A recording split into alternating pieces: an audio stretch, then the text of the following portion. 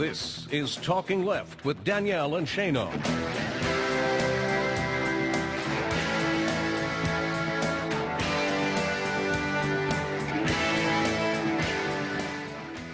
Welcome to Talking Left with me, Danielle and Shano.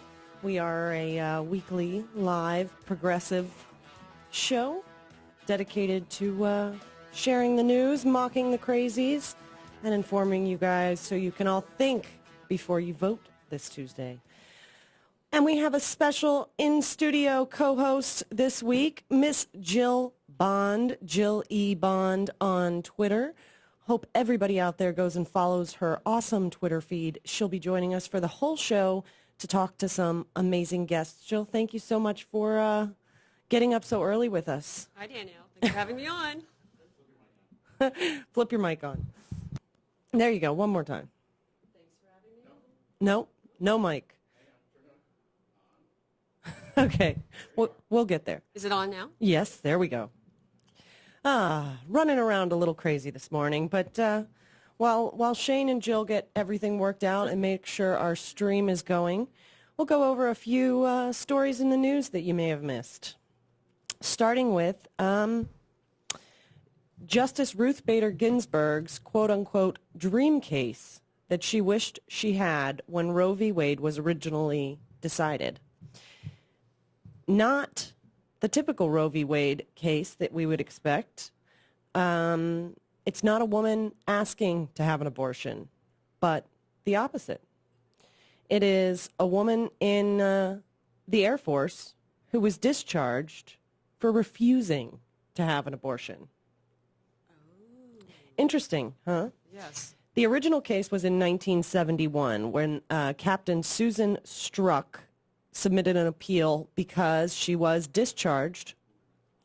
She was discharged for refusing to have an abortion, in which she was Catholic, and although she wanted to give the child up for adoption, she refused to have an abortion and take the child's life. And she thus lost her career in the Air Force. Well, 40 years later, while we see Roe v. Wade possibly coming under attack, we have yet another case.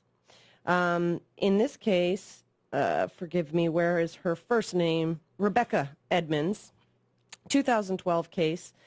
She is refusing to have an abortion, and while the first case back in 1971, the woman was ready to give the child up for adoption. In this case, she is a single mother, or would be a single mother, and has the father and grandparents of the child willing to care for the child, so she wants to keep the baby.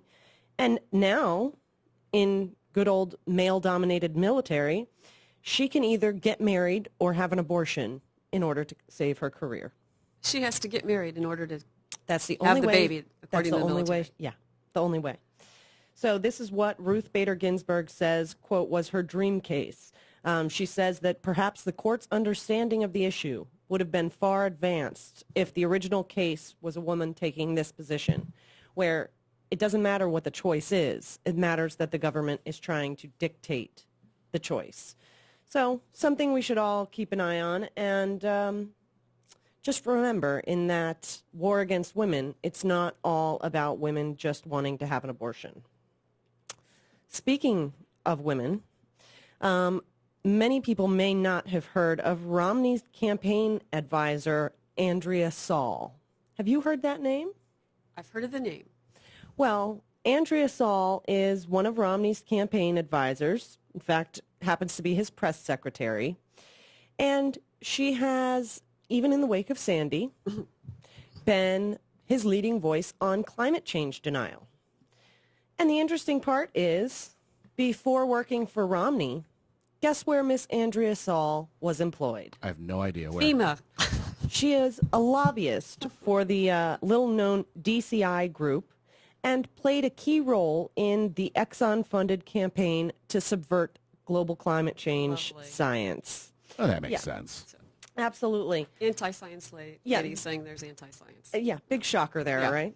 Working for Governor Romney, she has been quoted actually supporting his flip-flops, which is pretty funny, even in climate change context. That must take some real stretching and flexibility right there. How in the world do you do that? In July of 2011, she was quoted by Politico saying, Governor Romney does not think greenhouse gases are pollutants within the meaning of the Clean Air Act, and he does not believe that the EPA should regulate them. That was her original statement. In October of 2011, NPR reports her stating, Governor Romney's view on climate change hasn't changed. He believes it's occurring and that human activity contributes to it, and he doesn't know to what extent. Do you want to hear Mitt Romney talk about it? I would love to. This is from a while ago.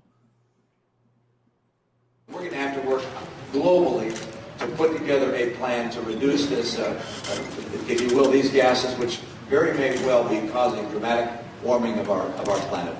There you go. He believed in it before. Yes. Quite interesting. He doesn't remember what he said, but well, that's but okay. He'll back it up. Yeah, he's got somebody who's willing to stand with him incorrectly on either side of the issue. Either he believes that it's happening, but it may or may not be man-made, or, you know, there may be CO2 in the air, but the EPA shouldn't regulate it. Because it's just a bunch of hot air. Yeah. And in election news, because that's obviously the big story coming up this week, we have quite a few bits of news that most people might not be aware of. The New York State Board of Elections, this is quite interesting and concerning for November 6th.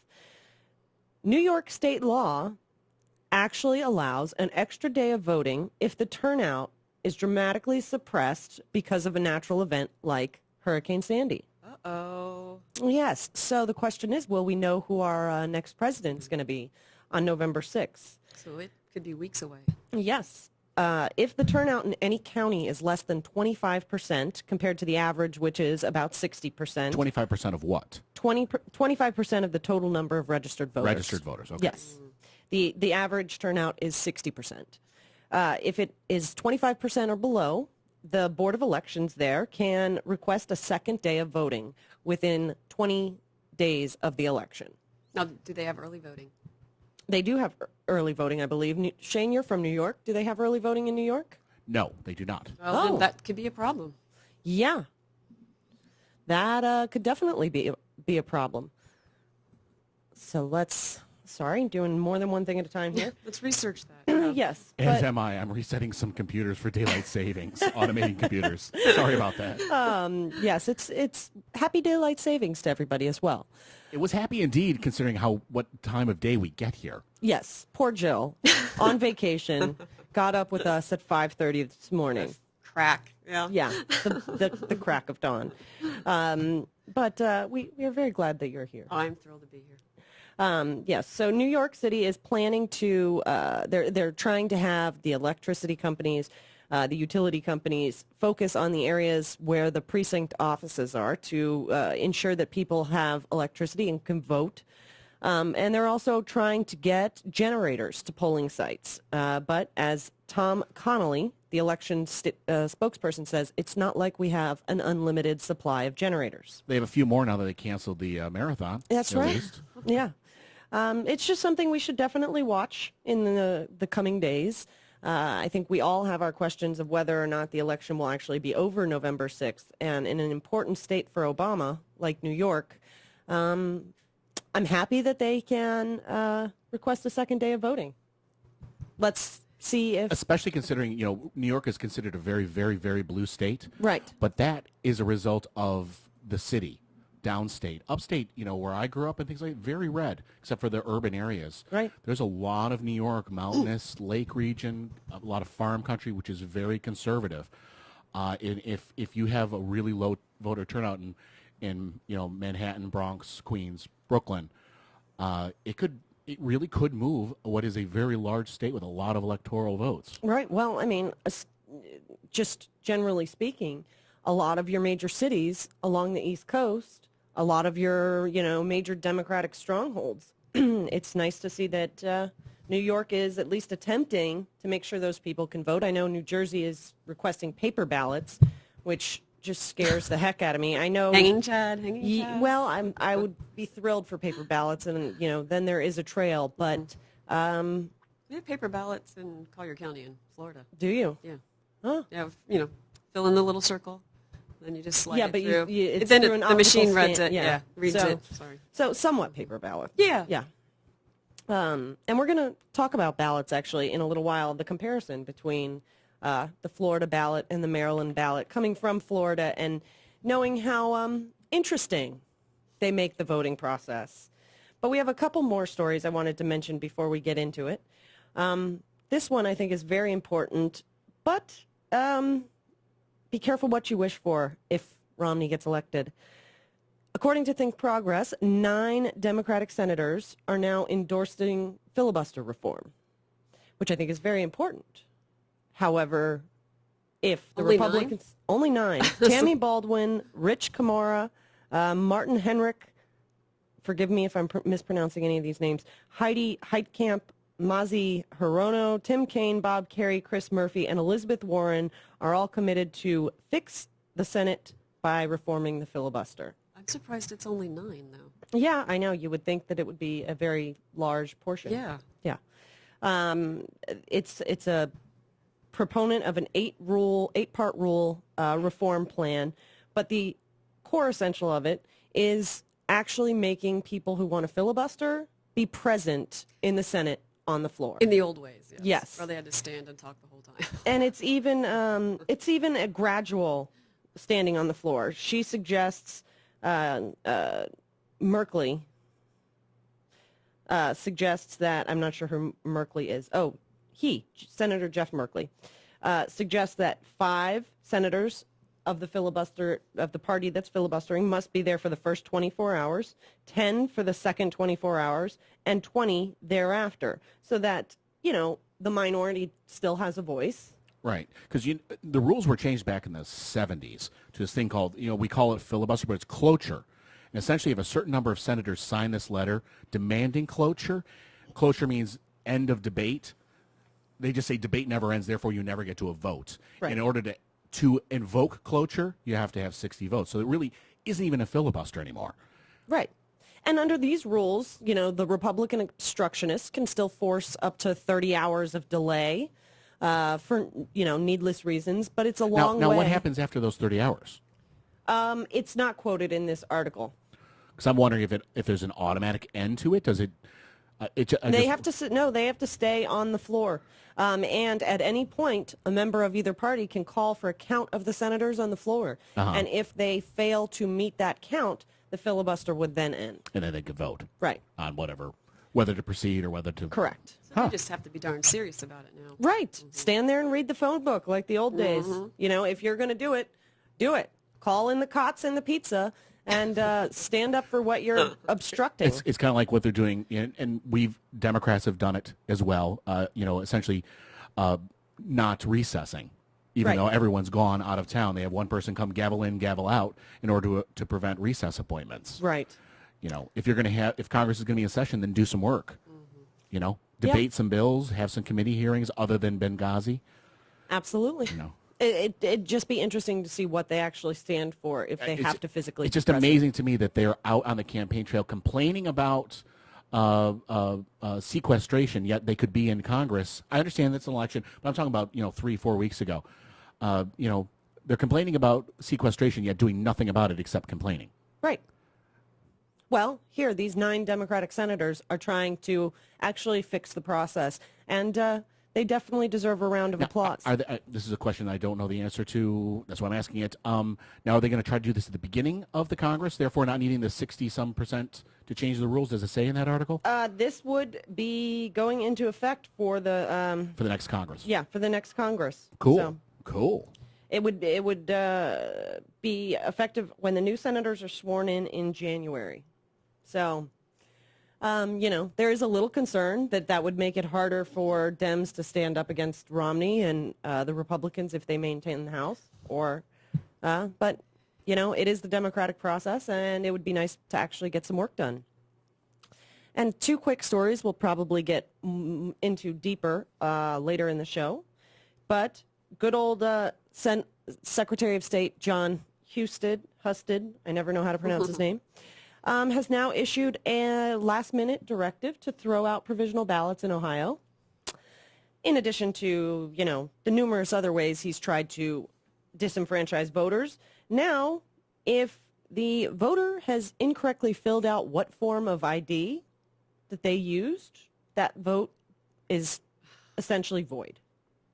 And this is in addition, or in direct contradiction, rather, to the direct lawsuit result that just recently was decided October 24th that states once a voter casting a provisional ballot proffers identification, the appropriate local election official shall record the type of information identification provided. So this is something that the election officials should be doing, and essentially John Justyn is putting it onto the voter's responsibility and saying if it's not done correctly, their vote doesn't count. Well, I think everything that the courts have told me he has to do, he said. Yeah, pretty much. Thumbed his nose up at him and said no. That would be the nice way of saying it, Yeah. yes. I realize, we have to be nice. And this is the same John Justyn that said, we have to make sure all of our voting requirements are set way in advance to avoid confusion. Yes. Because we don't want any confusion that would disenfranchise or mess up the election. Yet this is my prediction. I said it last week. I've said it the week before, that the voter suppression will not end on Tuesday. It will keep going in terms of the outcome of this election. And Ohio is one of the biggies. Yep, and one of the other biggers, Florida. Well, lo and behold, this morning reports that Central Florida's early voting was strong despite the bomb threat. That's always an interesting headline. What? Yes. The bomb squad blew up 2 suspicious items in Winter Park, Florida, a bag of garbage and a soft-sided lunch container. Apparently, the lunch container contained an unknown item and some electrical parts, and a bomb-sniffing dog alerted the bag of garbage. They have no evidence yet whether or not it was an actual bomb. Yeah. There was no threat called in, but Just suspicious package. the voters there are certainly looking at it as intimidation. They were several voters are quoted in the article on the Orlando. And on top of it, Senator Bill Nelson said, we should extend one more day of voting, at least in that county, to which Rick Scott, of course. Said Oh, no. no way would Rick Of Scott course not. approve that. No. Of course not. And speaking of Florida, Jill, you recently voted in Florida. Not my fault. Not my fault either. Okay. I was there for those elections. Yeah, I voted on Saturday, the first day at my district. Out of curiosity, how long did it take you to go through the ballot? Oh, through the ballot. It takes a good hour to research all the amendments. Okay, Yeah. well, we're going to read some of that in our short segment coming up and compare it to the Maryland ballot. You won't believe the difference. Don't go anywhere. This is Talking Left with me, Danielle Shano, and our special co-host, Jill E. Bond. We will be right back here on We Act Radio. Don't go away. Whoa! Awesome! Totally awesome! All right! It's Talking Left with Danielle and Shano.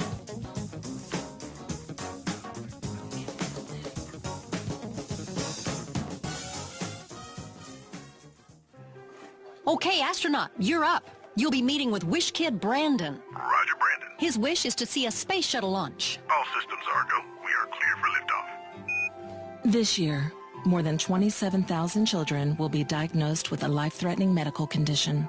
And, Cowboy, Yes, ma'am. you'll be meeting with Shayla at a dude ranch in San Antonio. Let's saddle up. Some will miss school, some will miss time with their family and friends. Princess, are you here? Oh, yes. Thank you so much for rescuing me from that evil witch. Juliana wishes for a princess-themed room makeover. That sounds magical. But with your help, the Make-A-Wish Foundation can lift their spirits and give them a special kind of hope. Pirate, Yar! you're up for Isaac's wish. Aye, aye, Captain. The wishes of thousands of children are waiting to come true. You can help make my wish happen. Visit wish.org today.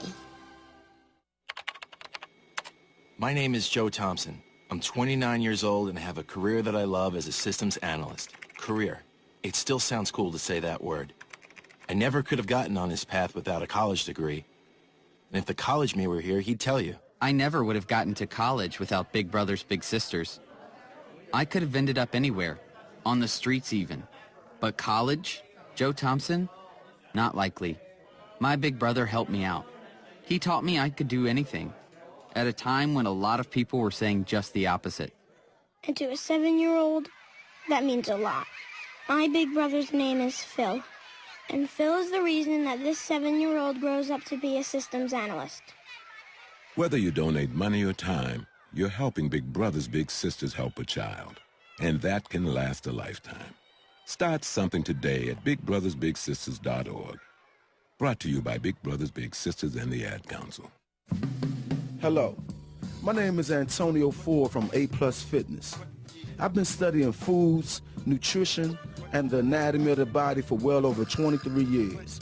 One thing about an animal-based diet is it kills people in every bite.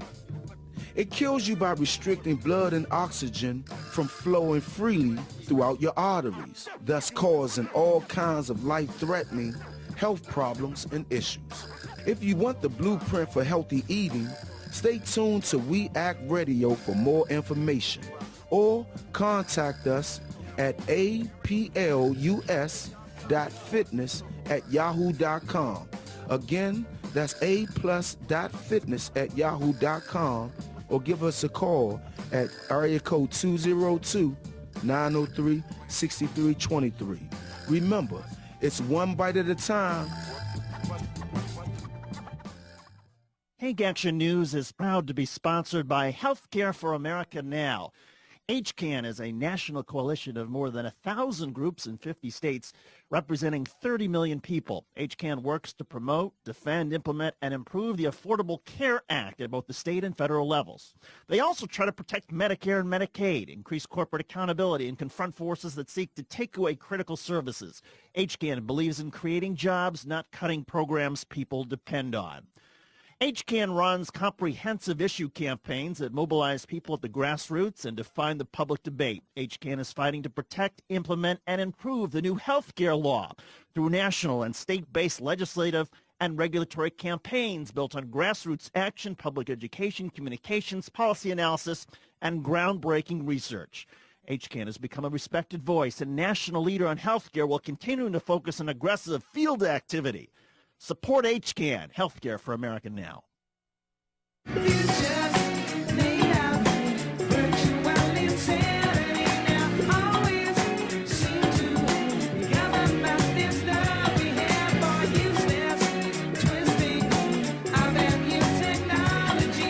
Welcome back to Talking Left with me, Danielle Shano, and our special co-host this morning, getting up early doing the Lord's work there, Jill Bond.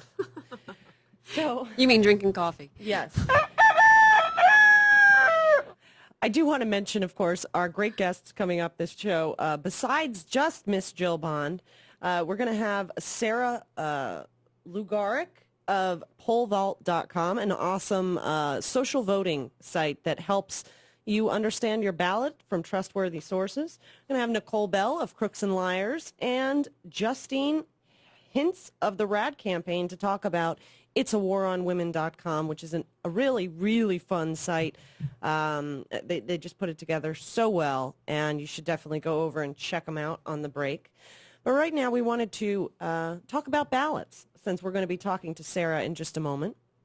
I wanted to read two different amendments, one from the Florida ballot, one from the Maryland ballot, just to give you guys an idea of what people are having to sort through. This is one of the shorter amendments in Florida. Let's see how fast I can read this. Oh my one. God, you're going to read them all? No, I couldn't. We only have I a was few gonna say, minutes. how many in this hours is segment. this show? Yeah.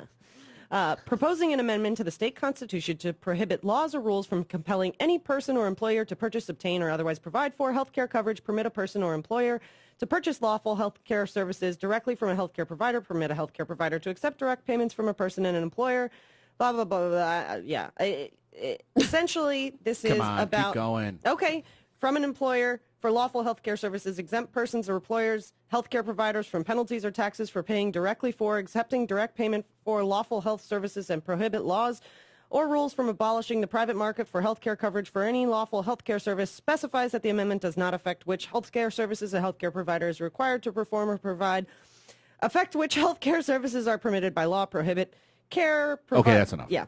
And I'm not even halfway through, So that's one of the shortest amendments on the Florida ballot. You need a lawyer to go through all those. Yes, and you can attest, at least the way it was in 2008, when you got this amendment that is in legal mumbo-jumbo Right. and often has double or triple Doublespeak. negatives, your choices are accept, decline. So Right. you're kind of like, am I accepting Makes this it rule? sound like I'm voting against something good, but Right. yet I don't know what I'm voting for. Exactly. So. One of the longest amendments. And by the way, think of Prop 8. Yes, Exactly. even I'm worse. voting yes, Well, and which means no. This is Right. one of the shortest ones on the Florida ballot. This is printed in 12-point font, and just to give anybody who's looking on camera who may not be from Florida, this is one amendment from here to here. It covers a page and a half. One amendment, and you wonder why Johnny in the chat room said that he waited 4.5 hours yesterday to vote in Cape Coral, Florida.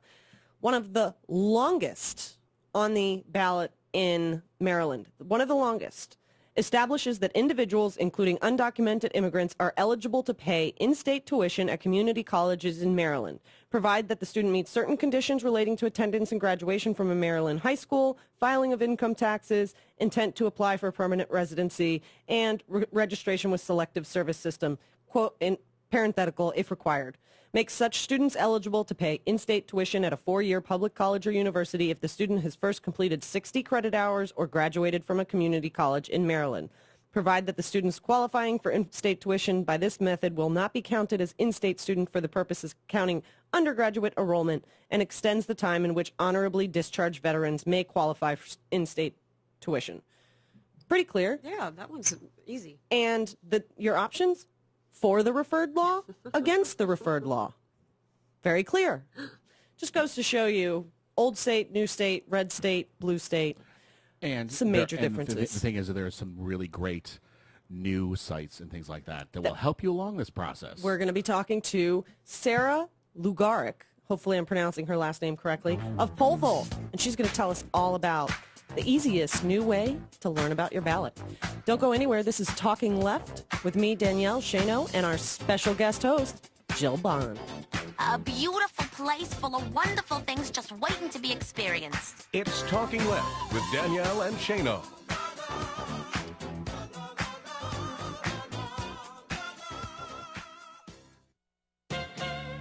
If you really want to scare people this Halloween, go trick-or-treating dressed as an Ohio voting machine.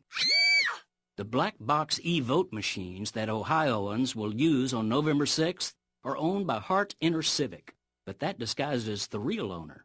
Last year, Hart was taken over by an investment fund with a cryptic name of HIG Capital. Peek into HIG, and you'll find that of its 22 American directors, 21 are donors to Mitt Romney's campaign, and a third of them had been money managers at Bain & Company, the hedge fund that gave Mitt his start in corporate plundering. But the enigma within Ohio's machines goes even deeper than these cozy partisan ties suggest, for HIG itself is largely owned by an inscrutable private equity creature called Solomir. Who dat? Solomir was formed by Romney's oldest son, Tag, and financed by Mama Ann Romney and Uncle Scott Romney, with Papa Mitt himself chipping in $10 million and personally pitching Solomir to other rich investors. Like father, like son, Tag cloaks the fund's operations through a dark maze of offshore tax shelters. And now, the son has slipped out of Solomir to be a top campaign manager for his father. This slippery guy gives a whole new meaning to the phrase, playing tag. This is Jim Hightower saying, one wonders if Tag's campaign duties include monitoring Ohio's voting machines. Can the Romneys even spell conflict of interest? The people's trust in the fairness of our democratic elections has already been severely eroded by the unlimited corporate cash flooding into the process. But what are we to make of a multimillionaire presidential candidate with secret financial and crony control of the machines that can decide the outcome in this key swing state? I ask you, of all the things the Romneys could invest in, why voting machines?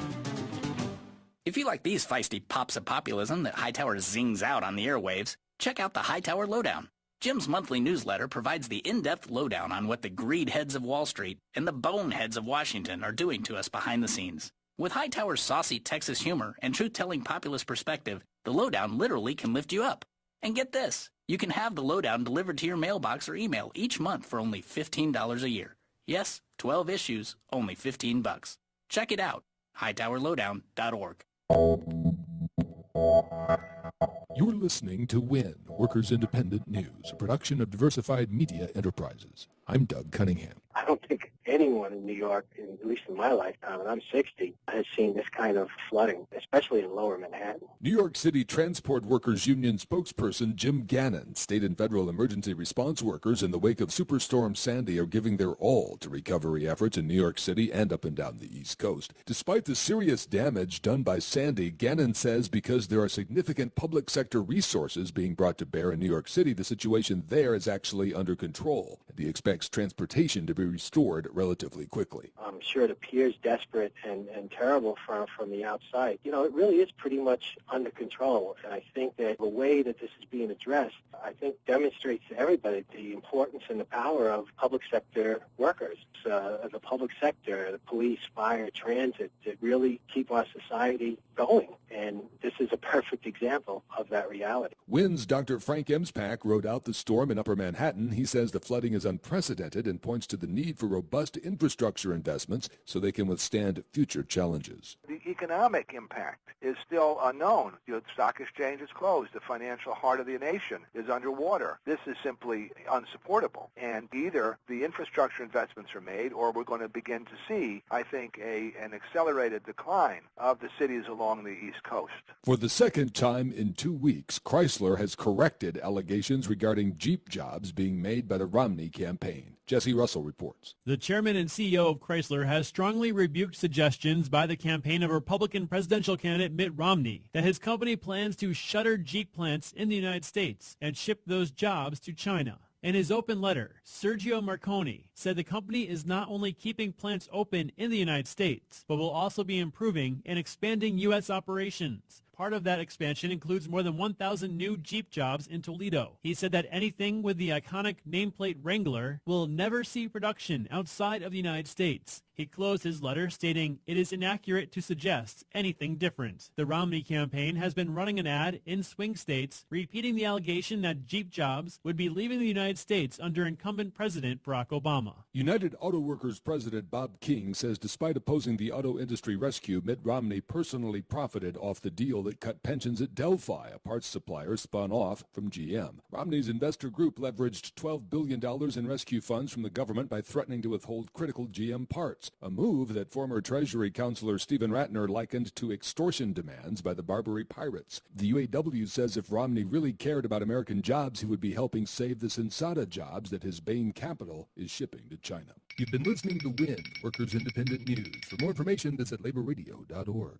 Hey, Dad, how do you throw a curveball? How do you build a fort? How do refrigerators run? How do fish learn how to swim? Kids ask a lot of questions. How high can you jump? But you don't have to know every answer. How many phone numbers are there? Because you don't have to be perfect to be a perfect parent. How do cell phones work? There are thousands of children in foster care who don't need every question answered. What's electricity? They just need you. What's the moon made of? For more information on how you can adopt, go to adoptuskids.org. A public service announcement from the U.S. Department of Health and Human Services, Adopt U.S. Kids, and the Ad Council. Vote for me, vote for me. If I am elected, this is how it will be. I cut your tax in half, I make the Russians laugh, I feed the hungry people everywhere. I make the railroads back. Welcome back to Talking Left with me, Danielle Shano, and our special co-hosts this morning, Miss Jill E. Bond. And joining us now, we are very, very excited to talk to Sarah Lugaric of pollvault.com. This seems like it was just destined to be elections made easy. Sarah, thank you so much for joining us this morning. Thank you so much, Danielle. I'm delighted to be here. Oh, well, we really appreciate anybody who's willing to get up this early on a Sunday morning to protect dedication to free voting. Exactly, dedication to making people understand the election process.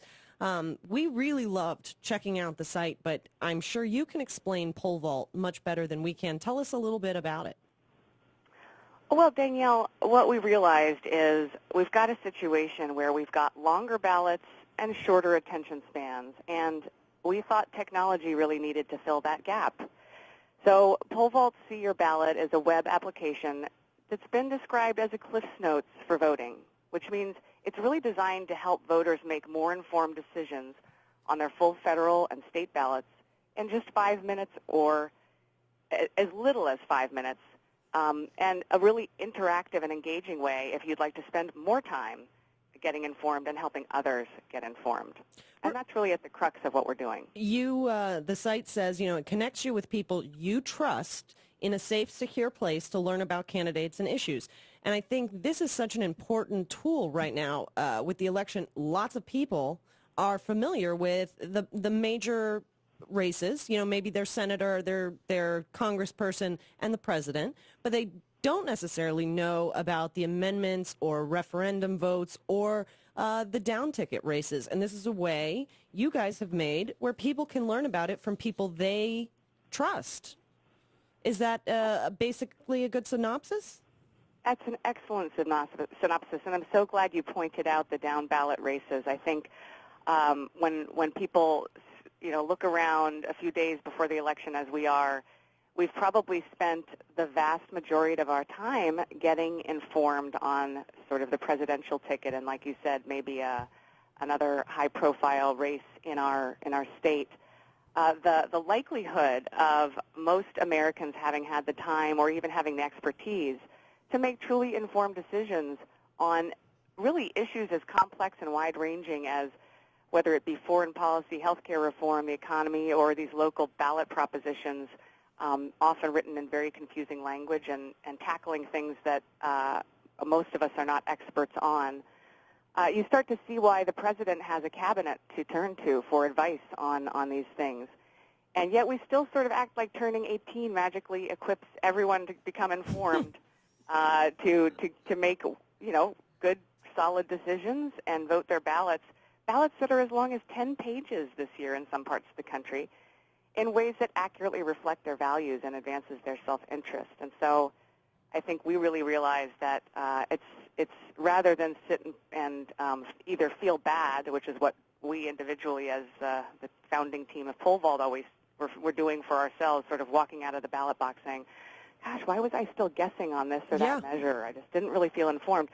Let's not blame ourselves or other Americans about not being informed. Let's just make it easier to get informed. Let's make it easier for people who want to do the right thing to do the right thing by connecting them with their own presidential cabinet of advisors, trusted advisors who can help them in issues where they are not experts to access better information for better decisions.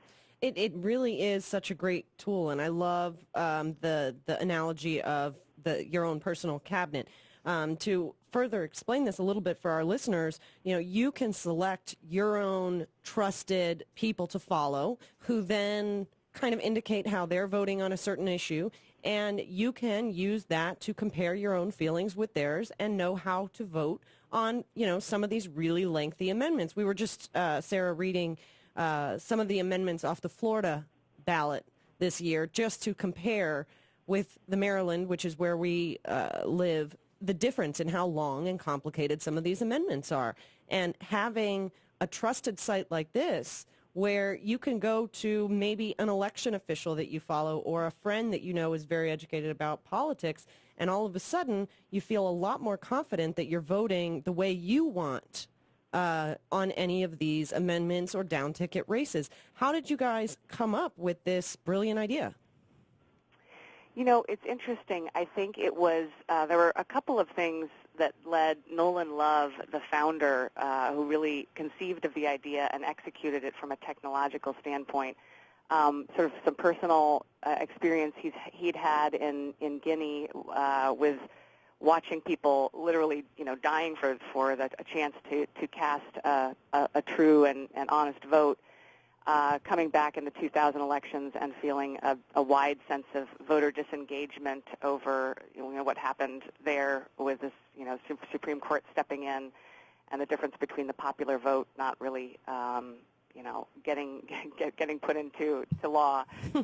So I think that there was some background there, but I think when it comes to this idea of soliciting the type of input and in the format that you see here, there was an email that had gone around a few years ago, put together by a good friend, and maybe some of us have seen similar emails, where they had put the work into just coming up with this dashboard that we've put together. You know, here are the ballot measures that we're being asked to vote on, and here are how 2 or 3 different organizations recommend that we vote on them. And it was just really a pretty simple snapshot. It was going around Pixar, which is a company that's close by out here for us in San Francisco, and Nolan really loved it, and we thought this is probably the right way to display this information, and it's all about giving people to access to customize who those organizations or individuals are who are weighing in on those ballot measures or candidates' races. Well, and one thing I love about this site is that you're nonpartisan. While our show obviously has a specific viewpoint, we feel very strongly that regardless of your viewpoint, you should feel safe and secure about your vote for many reasons. And this isn't just a conservative or a liberal site. You have everybody on the races, everybody on the tickets here, and people can use this in whatever way that makes them feel comfortable so that everybody can be more informed, which, may lead to them changing how they vote on specific issues. Have you had any feedback from social media sites, any commentary that this is helping people learn about their ballots? We've definitely had some very strong anecdotal feedback about that, and we plan to look on the heels of the election and really dig in and get some more data on there. But I think certainly, because of the visual nature of the tool, you can find out pretty quickly, where to dig in further. And absolutely, I have found myself, voting differently than I might have thought once I've had my attention drawn to the proper issues. And I have played around with advisors.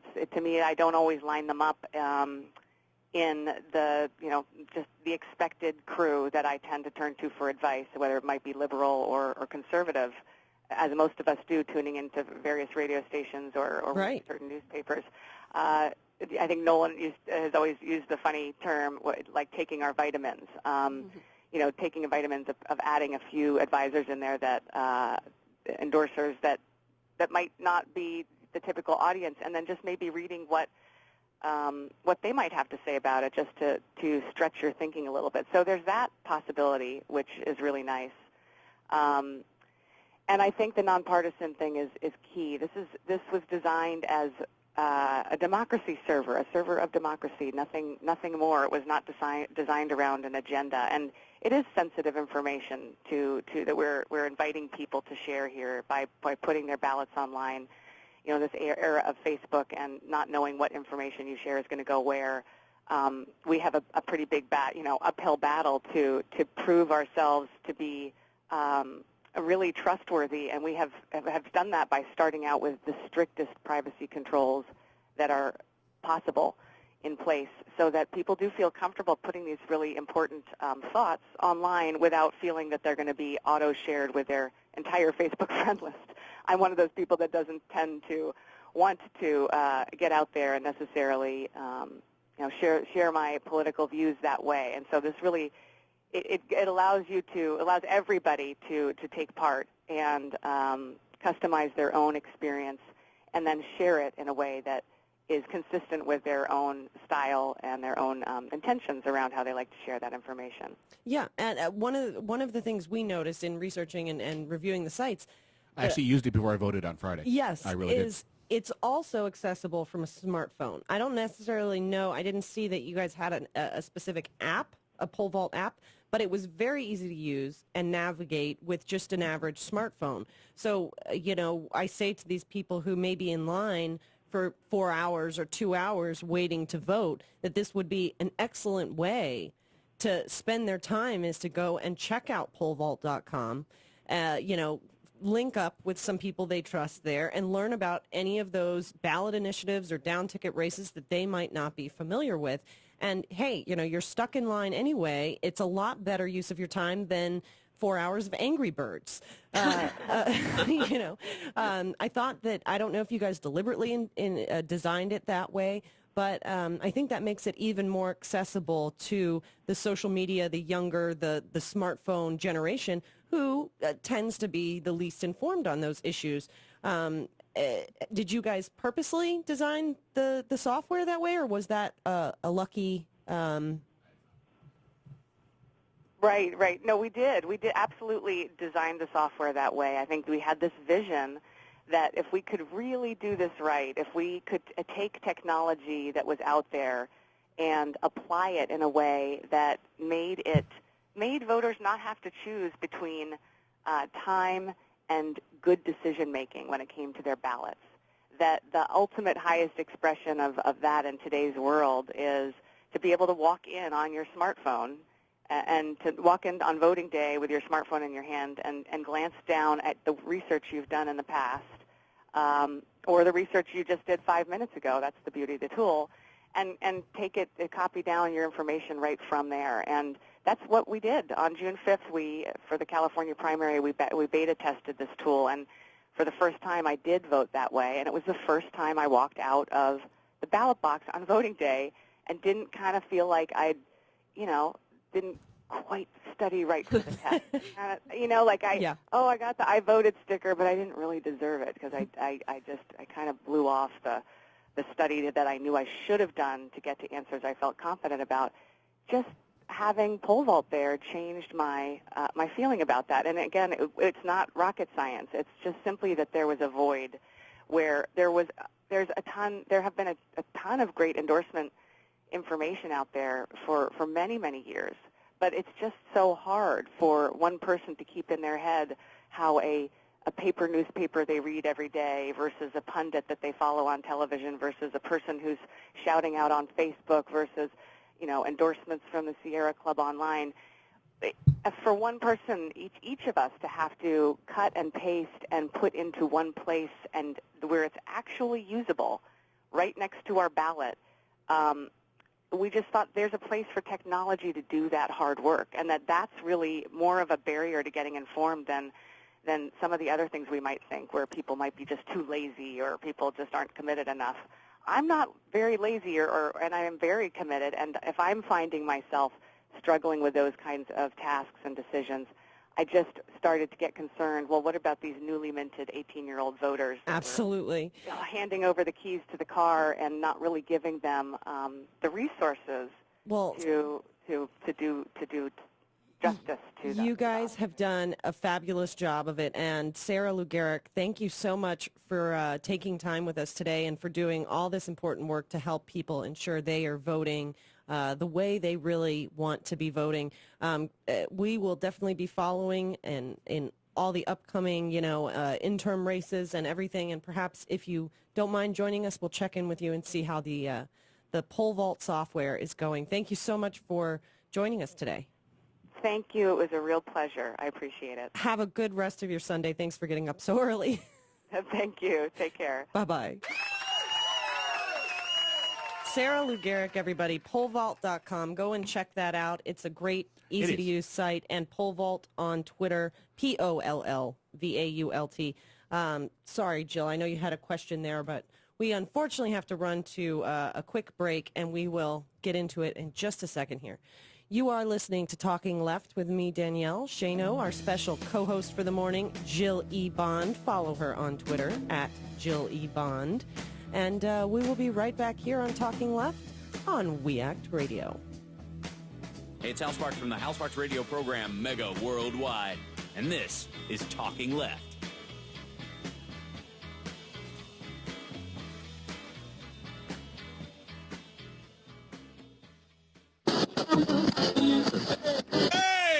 Are you living in a progressive talk void? If so, be sure to visit leftwingradiosstations.com. The state-by-state listing is a quick and easy way to find any left-wing talk radio station across America, from sea to shining sea. Your progressive talk nirvana is only a click away at leftwingradiosstations.com. Be sure to like Left Wing Radio Stations on Facebook and share it with your friends. leftwingradiosstations.com. United we stand. Hi, this is Brad Friedman, your friendly citizen investigative blogger, journalist, troublemaker, muckraker, and all-around swell fellow from bradblog.com. Join me for the Bradcast every Wednesday from 3 to 4 p.m. 1 hour of troublemaking and muckraking ripped from the pages of bradblog.com and sometimes from the dark recesses of my mind. We'll have investigative interviews with newsmakers, we'll call out the liars, frauds, and phonies, and we'll even give kudos to the good guys if we can find any. Stories you won't hear anywhere else. We'll report on politics, elections, election reform, mainstream corporate media failure, media reform, global warming denialism, and everything before, during, and after. Join me for the Bradcast every Wednesday, now a full hour, 3 to 4 p.m., right here on Pacifica Radio's KPFK, and coast to coast and around the globe on kpfk.org.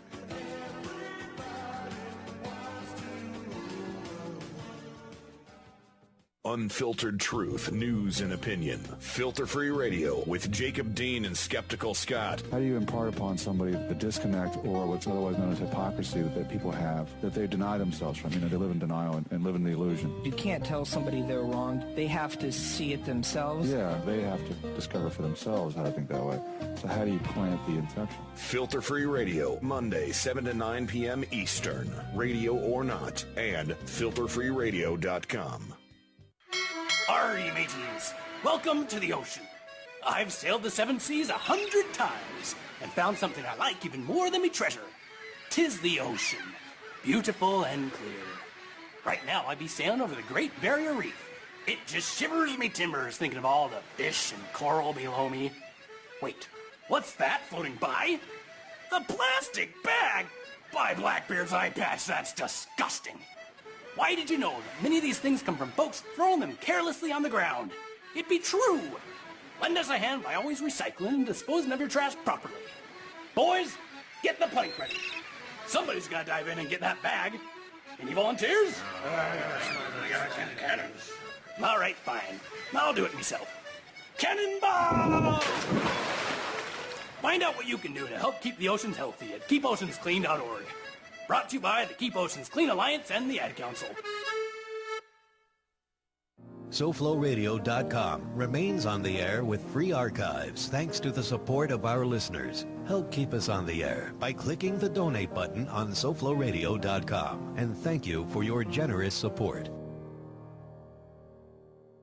Yeah, we got our election, but corruption has a chance. We got to have a clean win to regain confidence. America is beautiful, but she has an ugly side. We're looking for a leader in this country far and wide. Welcome back to Talking Left with me, Danielle and Shano, and our wonderful, lovely co-host for the morning, Jill E. Bond. Please check her out. Follow her on Twitter at Jill E. Bond. And you have a website now, don't you? JillEBond.com, is that right? Yes. So you can never get enough Jill E. Bond, and Shane is trying to find there's the lower third. Got it. Welcome back, everybody. I want to take a second to, of course, thank our last guest, Sarah Lugaric, and remind everybody to check out polevault.com. It is so easy. Jill, you signed up while we were interviewing. I did. I checked it out while we were online, and all I had to do was put in my zip code. And you know, start clicking. Lots of people follow you on Twitter and Facebook. You are I Facebooked and Twittered it. The Twitter goddess, as some say. Are you going to fill this out so maybe people can use that? Look for you there. I should do that. You're and right. Because you're very informed about the ballot. I try to be. And perhaps that could help some people in your area. I'll do that. See, Jill is a giver. She is amazing. I give till it hurts. No, it really is such a cool site. And as we were pointing out, you know, before we spoke with Sarah, the ballots can be so confusing, even to all of us. We're sitting here talking on, you know, political radio, and we're engrossed in it 24/7. Pickled in it. Pickled it. That's a good way of saying it. I followed. I mean, and I have some law education, and I tell you, going through some of those, especially the Florida ones, right? They are written by lawyers for lawyers. Right. Not for... What was the phrase they used instead of saying added value tax? Ad valium. Yeah. Ad value. Yeah. Ad valorem. Ad valorem. Okay. Ad valorem. You would need Valium to get through that. Yes. You know, it's not a phrase that most people would be familiar with, even if you are familiar with the political arena. But everyone should know caveat emptor when it comes to Mitt Romney. Which buyer beware. Buyer beware. Well, you know, speaking of being where, Obama came out with a new statement recently that I thought was awesome. And listen to it very carefully what he says and then how Mitt Romney responds. Yeah, well, this is gonna drag out for 2 segments because we have you know, so much to get into about this. Yeah, we are. Wow. Let's start with just Obama so everyone can think on it. Exactly. How about that? We can just play Obama. No. Don't boo, vote. Vote. Voting's the best revenge. Voting's the best revenge. I love the statement. That was personally. awesome. And he said it over and over and over again. Yeah. But no, he said voting's the best revenge. And just keep that write in that mind. down. All right. Got it down. I'm The writing it actual down. verbiage. Exactly. Voting's the best Revenge. And you can use tools like pole vault to help seek your revenge. But we're going to get into, in the next segment, the other side's opinion of that statement. They didn't find it so innocent or comforting as we might. Or maybe they just blew it out of proportion because they had nothing else to talk about. I think they weren't comfortable with it. I think you're right. Yeah, it was a little icky to them. Well, they didn't like the idea that people are going to go out and vote in their best interest. I don't think they like the idea that people are going to go out and vote, period. That's it. Well, certain people. Yeah, exactly. Those people. Those people. So we're going to get into that in a minute and have some fun at the Republicans' expense, as we like to do. So don't go anywhere. This is Talking Left. You're listening to us on SoFlo Radio, React Radio, or RadioOrNot.com. Or, hey, maybe even TalkingLeft.com. Wherever you are, don't go anywhere. We will be right back here with me, Danielle, Shano, and Jill E. Bond.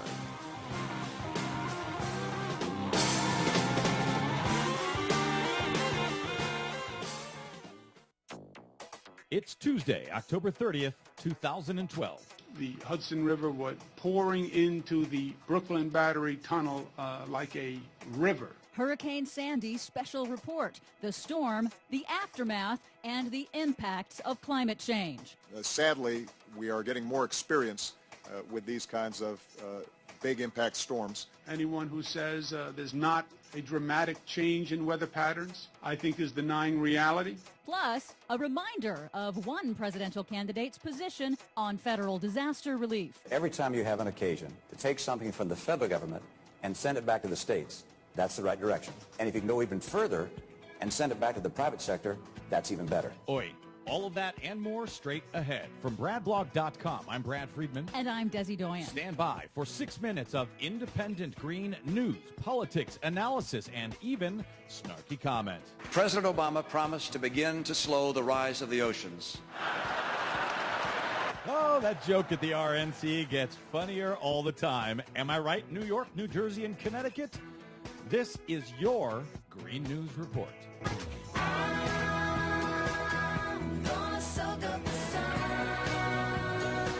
Okay, Des, Mitt Romney has been joking about the rise of the oceans all campaign season long. I will point out, however, that over the past 100 years, New York Harbor has risen 1.5 feet. And while folks, also like joking about what Al Gore warned in his movie, Inconvenient Truth, he did speak to exactly what we're seeing right now, the flooding of downtown Manhattan. Oh, indeed. NASA scientists predicted this exact scenario 6 years ago. But we'll have more on that in a moment. But first, should note the danger is not over yet. Sandy remains a powerful storm system as it spins off into the northeast with impacts as far as the Great Lakes. So please stay safe out there. And remember, you can donate to the Red Cross relief efforts by texting the word Red Cross to the number 90999. A $10 donation will appear on your phone bill. Now, by the numbers, Hurricane Sandy made landfall near Atlantic City, New Jersey at 8 p.m. on Monday as a Category 1 hurricane. Sandy is officially the largest hurricane ever recorded in the Atlantic Basin by sheer size. While a large late October hurricane is not unusual, the merging of 3 different weather systems, 2 Arctics and 1 tropical, is unusual. A hybrid snowstorm, nor'easter, and hurricane, or a snor'eastercane. As of airtime, 38 people are confirmed dead in 8 states, mostly from falling trees. That's on top of the 67 people killed in the Caribbean, most of those in earthquake-ravaged Haiti. Sandy broke multiple records, including unprecedented coastal flooding in New Jersey and New York that obliterated previous historical records. Latest estimates of economic losses range well above $20 billion, and that is not including the cost to repair infrastructure. It would be nice if we could spend billions to do something about global warming, but we're apparently too busy spending hundreds of billions trying to fix the damage that it's already creating. Indeed, over 8 million people are now without power across 16 states. That's especially dangerous in areas that have also been hit by heavy snow. Now, the good news is it looks like lessons were learned from Katrina. New Jersey's Republican Governor Chris Christie praised the coordinated federal, state, and local emergency response, FEMA, and President Obama on MSNBC Tuesday morning. The president has been all over this, and he deserves great credit. He gave me his number at the White House, told me to call him if I needed anything, and he absolutely means it. And he and his administration have been coordinating with us great. It's been wonderful. And as you noted, emergency response is very expensive. Now, in sharp contrast, Republican presidential candidate Mitt Romney, during the GOP primaries last year, said FEMA should be eliminated and FEMA's authority and funding should go instead to the states and private industry. Every time you have an occasion to take something from the federal government and send it back to the states, that's the right direction. And if you can go even further and send it back to the private sector, that's even better. For-profit disaster relief. That makes a lot of sense. Yeah, for those who can afford it. Right. Officials are now turning to focus on cleanup, recovery, and restoration of electricity and transportation. Although corporate media didn't mention the influence of climate change on Sandy's impacts, New York Governor Andrew Cuomo, in a press briefing on Tuesday, did. Anyone who says there's not a dramatic change in weather patterns, I think, is denying reality. We have a new reality when it comes to these weather patterns. While it can't yet be said that global warming caused Sandy, climate scientists for decades have predicted global warming would cause a trend toward more frequent intense weather events. Rising sea levels, warming oceans, these were all predicted previously. As climate scientists love to say now, the climate is like a baseball player on steroids. He may hit a home run. You can't say that the steroids caused the home run, but he's certainly more likely to hit them when he's juiced up, and that's what we have now with our climate. Climate scientist Kevin Trenberth, head of the U.S. National Center for Atmospheric Research, says storms like Hurricane Sandy are, quote, the new normal, part of the changed environment this storm is operating in, and all weather events now have a global warming component. Our best wishes go out to all of those affected in the storm areas. Remember, you can download our reports anytime via iTunes, listen to us on your mobile device via Stitcher Radio, find us and like us on the Facebook, and follow us 24/7 on the Twitters at Green News Report. From BradBlog.com, I'm Brad Friedman. And I'm Desi Doyen. And this has been your Green News Report. Seen the lights go out on Broadway. I saw the Empire State lay low. And life went on beyond the Palisades. They all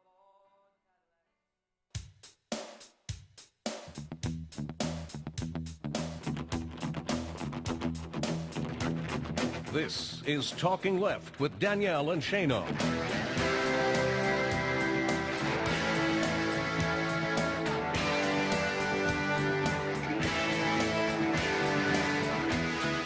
Welcome back to Talking Left with me, Danielle Shano, and our amazing guest co-host, Jill Yvonne. Big, huge shout out to Rocky Mountain Mike for creating and producing, playing our new theme music. How awesome is that? That's pretty nice of him.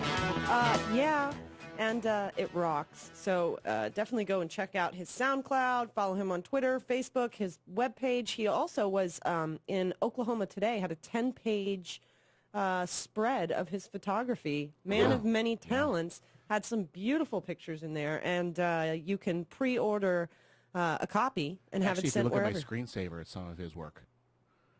Yeah, he sent them over the years, and just amazing nature photography. Yeah, absolutely. Are you inviting everybody over? Is that...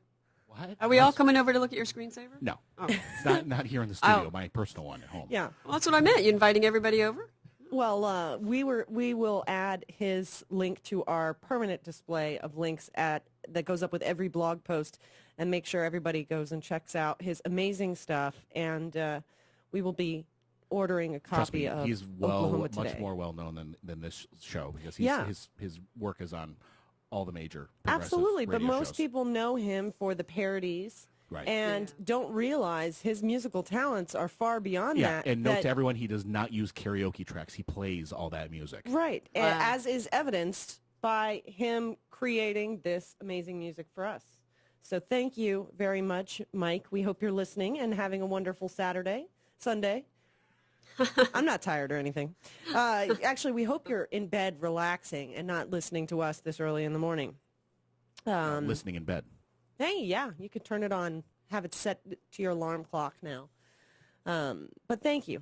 And I think Sweet Revenge to the Republicans will be continuing to play that awesome theme music just over and over again until it drives them insane. But Obama suggests that... No. Don't boo, vote. Vote. Voting's the best revenge. The best revenge. Joe, what kind of revenge do you think the Republicans are going to seek if Obama gets elected? Impeach. You think they're going to continue with this nonsense over Benghazi and try and impeach him? I think if the people don't come to their senses and vote in some different congressmen, we're going to have the same problem. Absolutely. What do you think? I think there's some question about Obama perhaps winning the electoral vote, but not the popular vote, which I think... Do you think that will happen? I think it's possible. I think he's going to win both, but by a hair. By a hair? Yeah. I just worry that if he does win the electoral and not the popular vote, that they will say, his presidency is not legitimate. Well, why? It was legitimate for Oh, Bush. Do any of the same rules apply there? Never. Yeah, exactly. Look at Benghazi, for example. Bush was considered illegitimate, and I still consider him illegitimate for a very long time. I agree. And Obama has been considered But not by the Republican Party. Yeah, I understand that. But Okay. The Democrats didn't try and impeach him over it. They No. certainly didn't try and impeach him over September 11th. No. I'm not saying it's the same. I'm just saying that because Bush did not win the popular but won the electoral, that the same thing could happen to President Obama. He wins the electoral, doesn't win the popular, and he's already not considered legitimate by not a majority but a strong plurality of wackos out there. Absolutely. I mean, I think that we've seen an unprecedented level of obstruction over these 4 years. Yeah. That Congress has essentially come to a standstill. That's my concern. If Dems don't win some seats back in the House and a stronger majority in the Senate, that we're going to spend the next 4 years questioning, fighting the Republicans on whether or not he's even president. Well, as awful as that is, I still prefer that outcome to the Romney winning the election outcome. Oh, absolutely. Because I think that's just going to be Absolutely. really bad. That goes without saying. I just think, if that occurs, They're already gearing up for impeachment. Right. I mean, you were the first they've one to already say said it. Yeah. Over, when we were watching it incessantly in the later weeks of September. You were and a few other, actually more than a few other people have said that, but it's going to be multi-pronged. And for a little while, I thought that since he wasn't running, he would not obviously be running. Not that I'm getting a little ahead of myself, but if he were to win on Tuesday, they can't make their goal, as Mitch McConnell said, to make him a one-term president. So would at this point they say, okay, we're looking really bad here. We're going to work with him on some things. But it seems, based on what Mitt Romney said, that no, they're not going to. Right. Mitt Romney's already implying. Do you have that audio, Shane? Mitt Romney's already implying that the Congress is still going to refuse to continue to not block. work with him. Yeah. It's within the power of the American people to choose their own future. We know what we need to know. You can stay on the path of the last 4 years, or you can choose real change. You know that if the president is reelected, he will still be unable to work with the people in Congress. I mean, he's ignored them, he's attacked them, he's blamed them. The debt ceiling will come up again, and shutdown and default will be threatened, chilling the economy. It's insane. They live in opposite world. Yeah. I mean, they literally live in opposite world. Mitt Romney is the king of opposite world, of doing one thing and saying another. But Obama's the problem in working with Congress? Yeah, because I'm pretty sure Obama went across the aisle and tried to work with them, and it was, he was putting Republican ideas in front of them to vote on, and they were saying, no, even though that we helped write that up, and we like that, but since you're in office, we're Absolutely. I just wonder if it changes over the next 4 years. I mean, I think, well, maybe I'm going to be optimistic now, but I'm thinking it I'm might. right there with you. Because, like Shane had said, his term will be over, and if they don't work with him these next 4 years, I mean, how bad is? I mean, they already look terrible. So, what I'm hoping is that the vote, despite, it may be close, but I think what we're going to see in a lot of those states with, the Eric Cantors, I don't know if is Eric Cantor up for re-election? Yes. Considering he's in the House, yes, they're all up. In a lot of those areas where the people have been the most most obstructionist, I wonder if voters are going to essentially say, enough of this nonsense, get some work done. And that they're going to realize over the next 4 years that if they don't make some progress and actually work with the president, regardless of who he is, that voters in the next time are not going to reelect them. It's going to be a landslide. Or some of the more extreme Republicans will be they will be susceptible to a primary from someone who is more of a cooperative type. Who's more of a moderate. No, I don't, because you have so many districts that are so gerrymandered that only Republicans can win in. Even if you put up a moderate Democrat, granted in 2006, 2008, the 50-state strategy had some benefits, and we were able to get control. But with very moderate Democrats, I don't see that happening with the new districting. I don't know. Yeah. But consider what do you think if Barack Obama wins the electoral, doesn't win the popular? What do you think that, besides gay marriage and beside abortion, what do you think the major amendment to the Constitution is going to be called for? Possibly getting rid of the Electoral College. There you go. And what are the ramifications of that? I mean, I don't necessarily support the Electoral College. I just, I guess I have mixed feelings about it. I do too. Yeah, I think it needs changed. I worry when anybody else, I like the idea of one person, one vote. But we all know that person. I know. That we need not say more, but that we. But the country's outgrown the way they do the electoral votes now, I think, currently. And I think part of it was also a time situation. Well, when originally we outgrew it. Yeah, it made sense back then. Right. There was no way they could have tabulated and produced a president in time by counting individual votes, and now I think they can. I would like to see one person, one vote, and see if that changed the makeup. I also wonder if that would increase voter turnout. I think it would. I think you're right about that. What do you think, Shane? It's a tough one because, if you're in a populous area, I mean, you could argue now, actually, very well that, swing states get all the attention. Right. Yeah, I know people that aren't going to vote. That. Right. And then when it comes to the primaries and caucuses, everyone pays attention to some very small states, population-wise, not very diverse states like Iowa.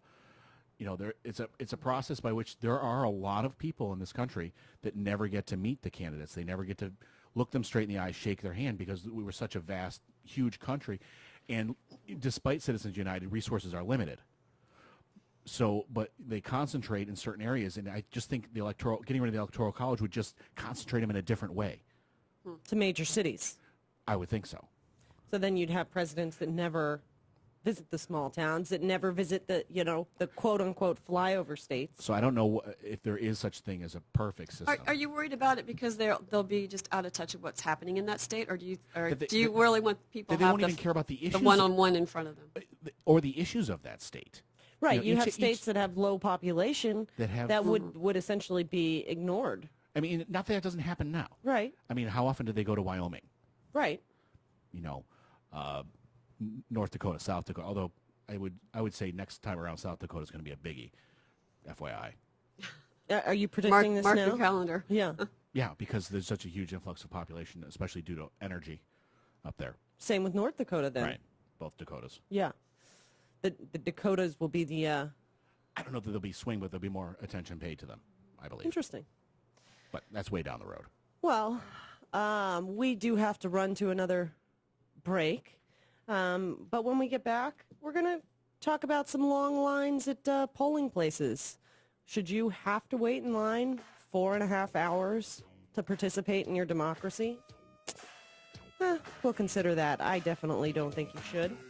I think it should be a little easier. But don't go anywhere. This is Talking Left with me, Danielle Shano, and Jill E. Bond. And you're listening to our show on We Act Radio. It reflects the drama of the human experience, and isn't that the essence of art? It's Talking Left with Danielle and Shano.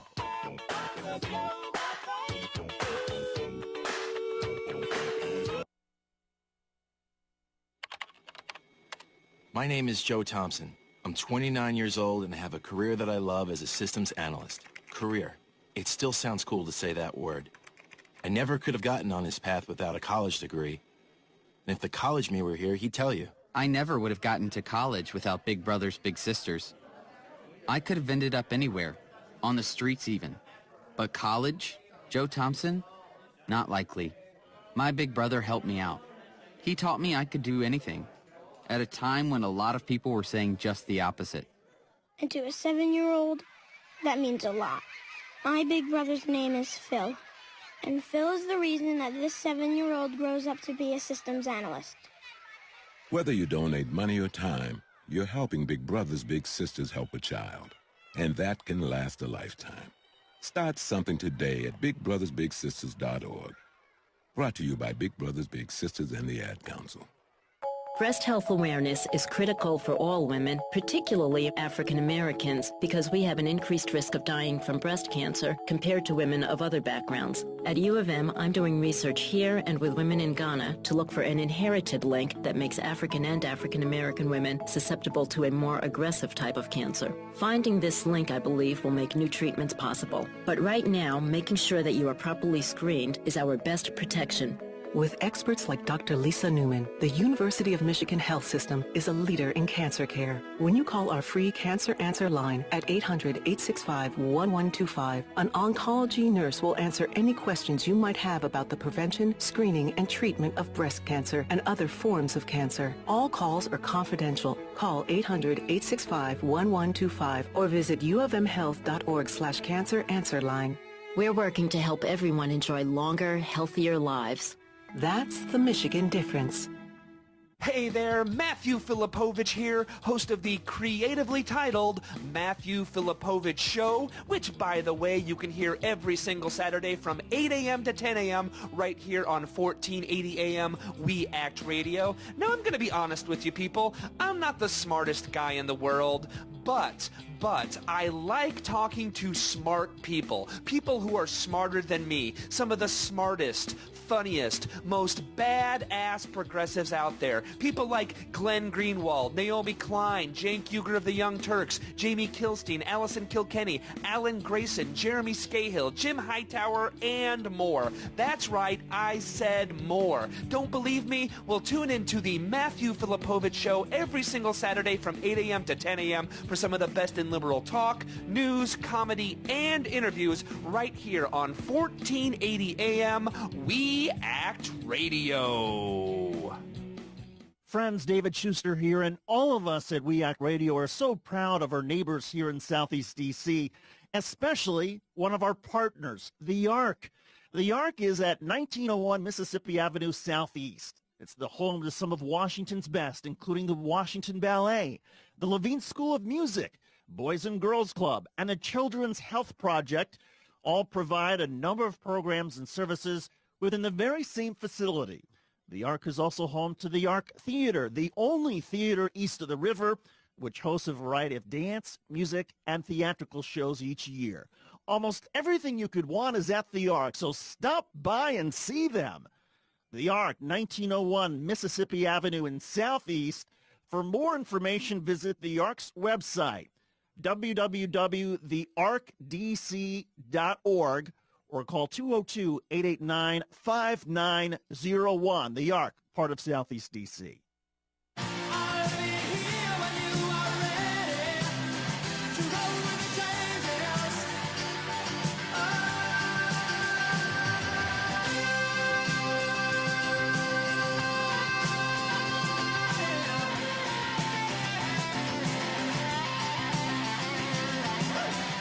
Welcome back to Talking Left with me, Danielle Shano, and Miss Jill E. Bond.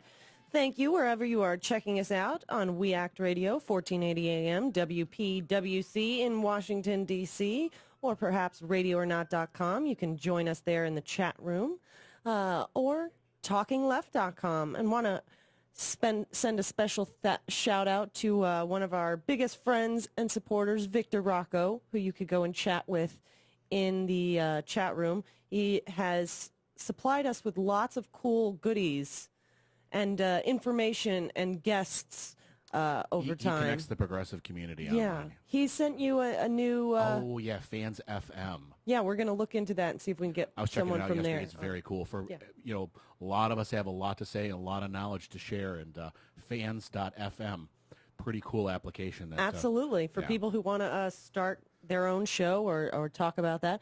And, you know, thanks to everybody else who is in the chat room as well. Buckeye Ken, Snorky, Johnny, Michael, Haiku, a few other people there that I can't see on my screen right now. But thank you guys for getting up so early with us. And thank you to whoever's listening live on We Act Radio. Check out the show, talkingleft.com. You can download it for free on iTunes, or you can subscribe to our YouTube channel at YouTube/Talking Left, all free. You can get free independent news, local. We're your source for it. And before the break, we were talking about the election, and one of the biggest problems people are facing this year is the incredibly long lines at early voting.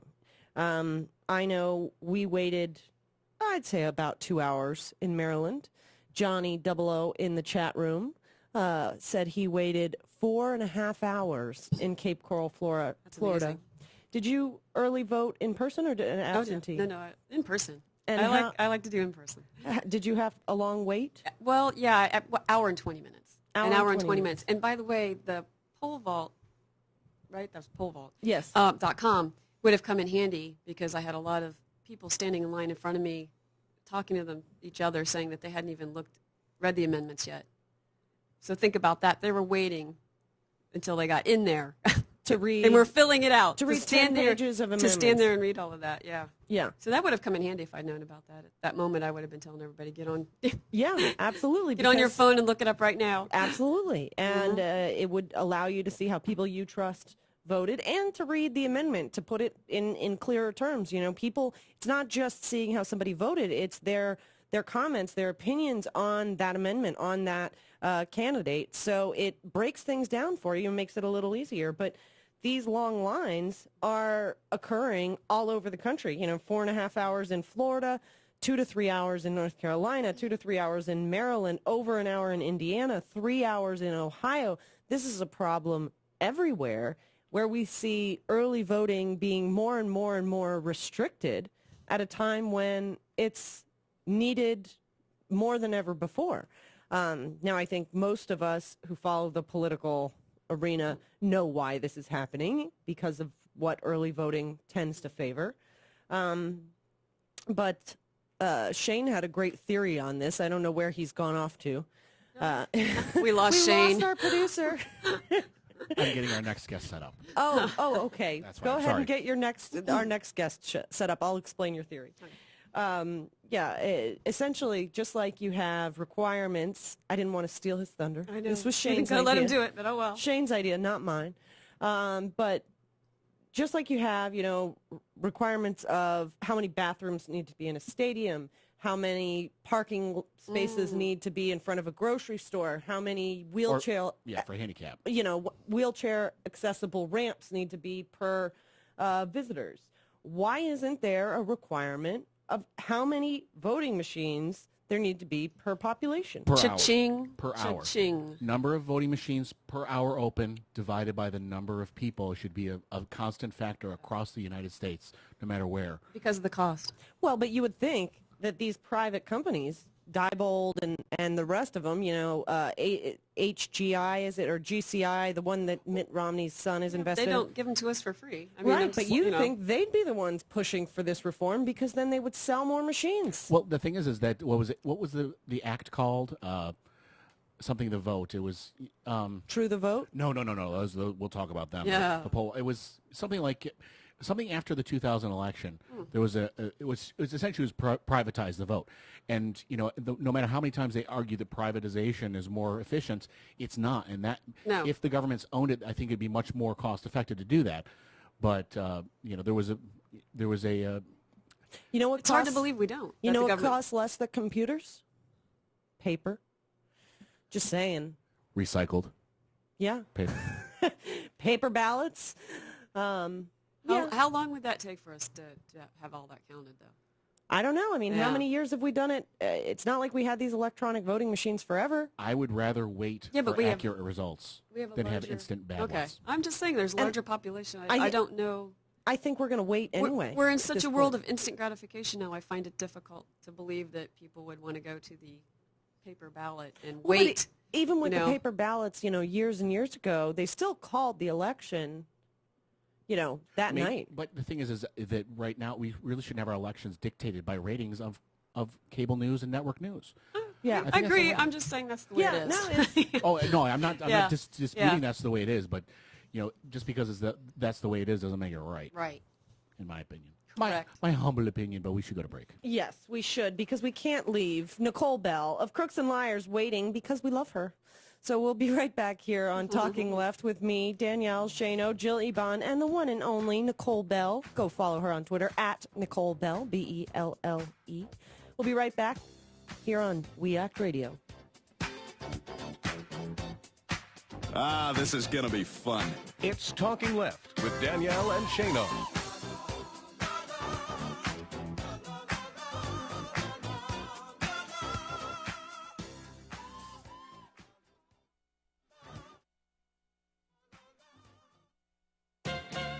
According to the self-aggrandizing mythology of America's right-wing rich, Sheldon Adelson is one of society's producers, not one of those morally inferior moochers who are always looking for government handouts.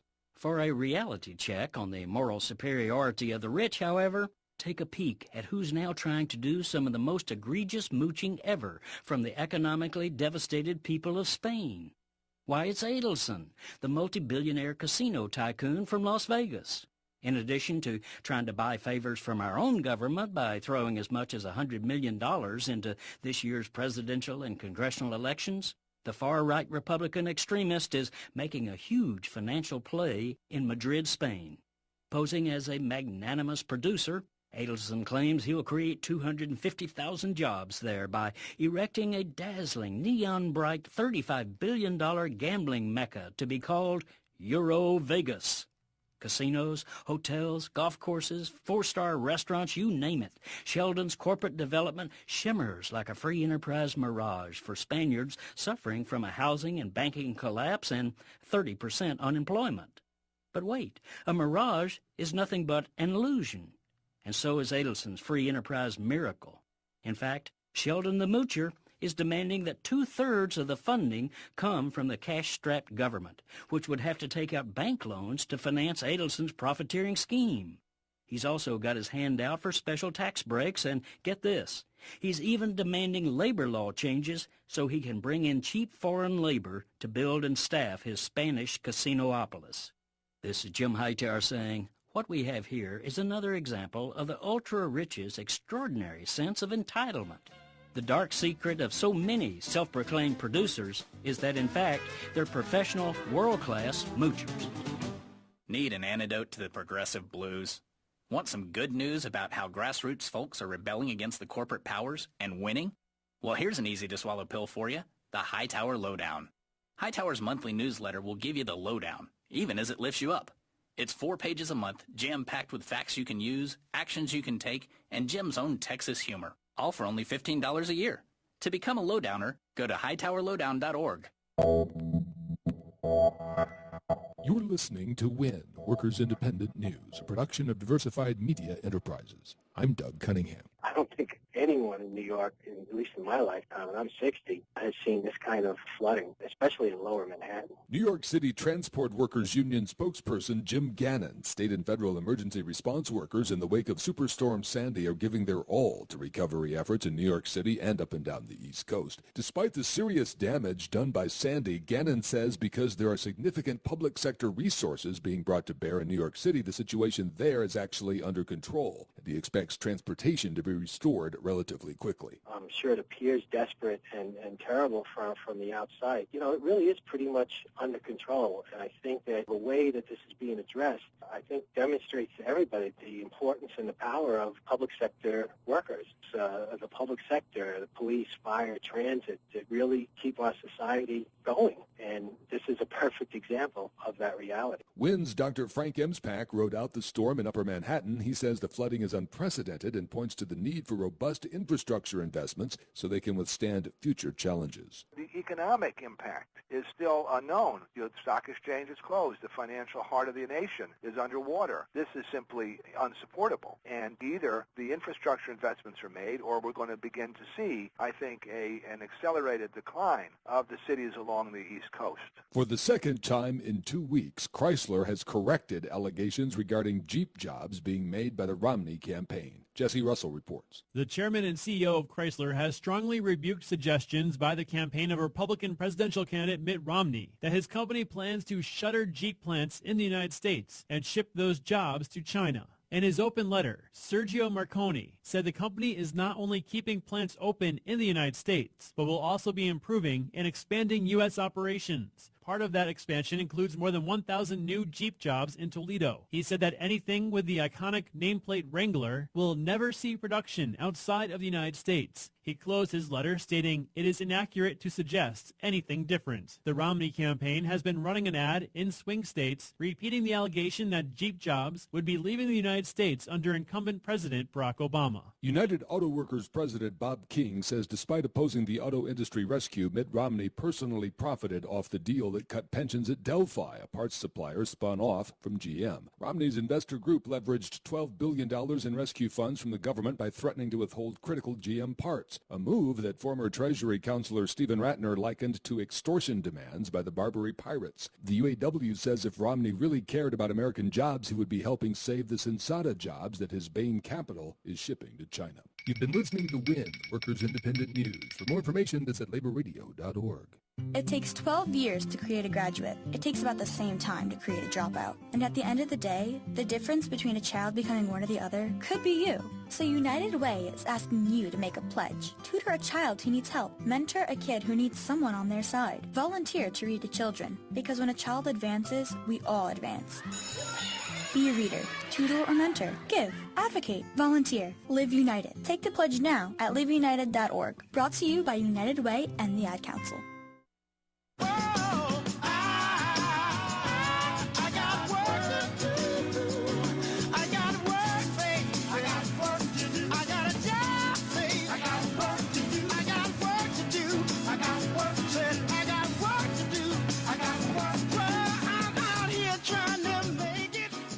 Welcome back to Talking Left with me, Danielle, Jill E. Bond, and the producer of like a million things over there, Shano. But joining us is the one, the only, one of our favorite people in the whole wide world, Nicole Belle of Crooks Liars on Skype.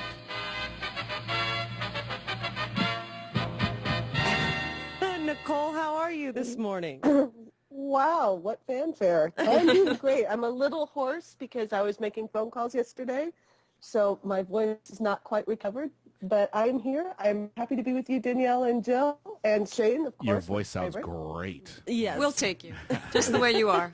Phone calls. 300 phone calls. Let me just say, ouch. Phone calls, I assume, for Obama campaign and the other That's races. right. That's awesome. That's right. Did you enjoy yourself?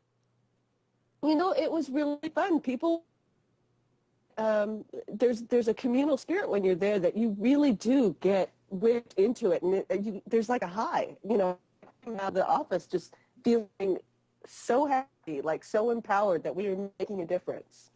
Absolutely. So especially after talking to that many people and just your sense of, you know, your amazing understanding of the political spectrum, what are your thoughts on the election? Any predictions? Well, here's the thing. I feel like the media is selling us short, trying to make this a horse race right down to the wire. I don't think it's as close as the media is telling. It's going to be President Obama by a good bit. But I'm also nervous about saying that because I want people to go to the polls. We have vote by mail in California, so I voted already.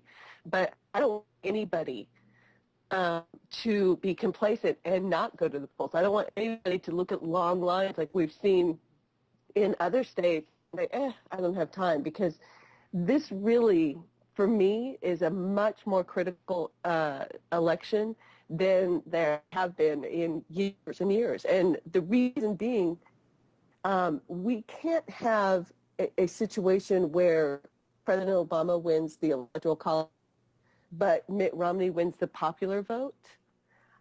We've actually been talking about exactly that this morning, wondering if that would happen and if it did, what effect it would have of them saying he's not legitimately the president throughout the next 4 years. Right. I mean, if you thought it was obstruction palooza in the last 4 years, I can't imagine what the Republican Party would do to him for the next 4 years if it turned out that he won the Electoral College but didn't win the popular vote. Although, again, that was what George Bush had in his first term, too. The thing about it, for me, and I've mentioned this on Crooks Liars this morning, is this comes down to a single number, and that number is 1, and that's the number of Supreme Court justices who can switch this from being a country that allows women the right to control their bodies with Roe versus Wade, or a country that doesn't. And that to me is scary. Yeah, I think that's a bigger fear even than the economy almost, It absolutely is to me, because it is an economic issue. It is. For women. It is absolutely an economic. But, I have I have 2 daughters. One of my daughters will go into adulthood during the next 4 years, and God forbid something happens to her. Mm-hmm. I do not want to look at her and say, I'm really sorry you have to carry your rapist baby, because we thought we were going to teach Obama a lesson. Yeah, and it's the most clear. It's the easiest to understand when you think about it in that perspective of what would you say to your daughter. I would love that question to be asked of these senators, Aiken and Walsh and all of these men out What's there. What's next? They have to marry them? Yeah, essentially. Mm-hmm. Yeah. Sorry, Nicole, go ahead. No, rapists actually have parental rights in, I think, it's 30 states, which is just mind-blowingly evil to me. But yeah, for me, this is what it comes down to, and I've seen all of the articles all over the place with the Obama detractors saying, oh, the drone program's terrible. Oh, he's not tough enough on Wall Street. This is something that's very tangible. This is one of those unintended consequences that will hurt us for generations. Right. And has far-reaching implications. We've seen since Roe versus Wade, crime go down. There's a direct correlation between women being able to control their reproductive destiny and crime. We've seen education for women go up. We've seen income equality for women go up. These are things that are direct correlations to women being able to control their bodies. And we are at the precipice of having that taken away. And I just cannot imagine, excuse me, talking to my kid and say, yeah, you know what, that drone program was so evil, I couldn't bring myself to vote for Obama. Well, you know, I think it goes back to, and I think I always say this phrase backwards, but don't let the perfect be the enemy of the good. Yeah, we all have so many things we would love to push forward on and to be more progressive on, but not so much so that I'd be willing to risk it and move backwards by letting Romney get elected. I don't understand how their thinking is, how would Romney be better? I don't think they're thinking Romney gets better. I think they're thinking, how else do we ever get a viable third party? At some point, you have to sacrifice an election. But that's not happening this election. Right. So, and the way to do that, in my opinion, and Nicole, I would love to hear your thoughts on it, is instant runoff elections, where, you know, then you can securely vote for that third party candidate without the fear of throwing your vote away, per se. You know, don't you think that's the way it should be in this country? The only thing that makes me nervous about that is that, you know, if you held an instant runoff election last year, there were moments in time where Herman Cain could have won. And that would have been a little scary. Beyond a little, yeah. So, you know, that's the thing that makes me a little nervous about that concept. Although what I think, and I'm coming to you guys as a registered Green, I could not bring myself to register as a Democrat. I understand. And the thing about it is we have changed parties, but the way that our system is set up, it's only going to be two parties at the end. That's all that it can be. And I think there was an opportunity. I still think there may be an opportunity to have the Republican Party go the way of the Whig, because they have become so extreme. They have alienated so many people. And what would be smarter for us to do is to build that infrastructure on the state and the local levels. Yes. For that third party. You know, I would like, that's one of the things I do when I vote is I make sure if there's a Green candidate for school board, if there's a Green candidate for city council, yeah, I'm going to vote for that person. I think that's an awesome Because we do idea. need to make that established. We need to establish that. And once we've established that, you know, that foundation, then we can go up. And that's exactly what the conservative, the really freaky, scary conservative wing of the Republican Party has done. You know, they took the long war. And because the Republican Party is nothing like the Republican Party of Eisenhower or Goldwater. You know, they took the long view and they started infiltrating at the local level. They started infiltrating the media. They started infiltrating, you know, state houses and anywhere where they could get their leg in to establish themselves. And then once they did that, they started pushing that Overton window to the right on a national level. I would personally love to see, you know, Green Party fill up those state and local governments. First of all, I mean, just think how much better those local governments would be run, you know, just to immediately impact and benefit the people in those areas, to have one of the biggest impacts on their lives that most people don't realize, you know, when they don't know much about those down ticket races, that those are the ones that have the greatest effect over them. But, you know, just to see that push through and become, you know, who knows, the Democrats could very easily be the right side of the ticket. And by right, I don't mean correct. In, you know, 20 years, that it could be Democrat Green Party. And as you say, Republicans go the way of the Whig. That would be something amazing to witness. I have no earthly idea what the likelihood of that, but it would make this a better country, I think. In order for them to go the way of the Whig, though, wouldn't there have to be a different conservative party that would replace them? Well, wouldn't the Democrats fall in that? So the Democrats would replace the Republicans, and then there'd be a more liberal version than the Democrats. Right. Oh, that makes sense. I mean, I like that. Are you talking about utopia? Yeah, let's face it. I mean, they have moved farther and farther to the right. It's like, keeping up with the conservatives. Nicole, what are your thoughts on that? No, that's absolutely the way I feel it has to be. I think that the Republican Party has pushed themselves so far to the extreme that they, if you're looking at the bell curve, they're way out there in la la land. There's not that many people who actually believe what the conservative wing of the Republican Party actually want to do. But they're still voting for them. That's what amazes because me. they have that R by their name, and because they have infiltrated the media. Everything you hear in the media is framed with right-wing framing points.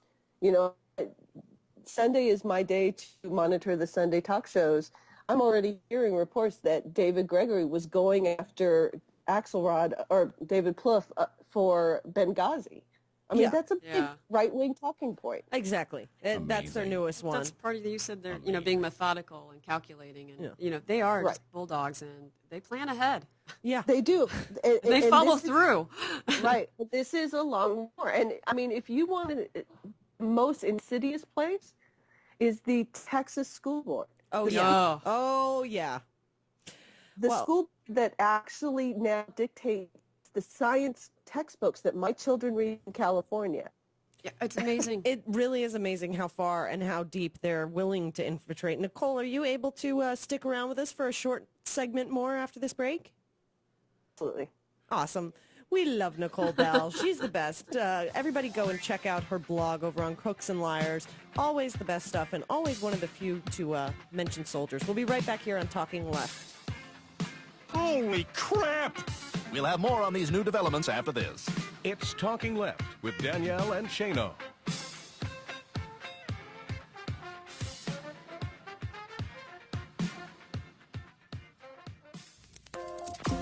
Hi, friends. This is Tom Hartman. This is Stephanie Miller. Hey, this is Hal Sparks. I'm Brad Friedman. I approve of Nicole Sandler's RadioOrNot.com. Radio or Not. Radio or Not. RadioOrNot.com. RadioOrNot.com. RadioOrNot.com. RadioOrNot.com.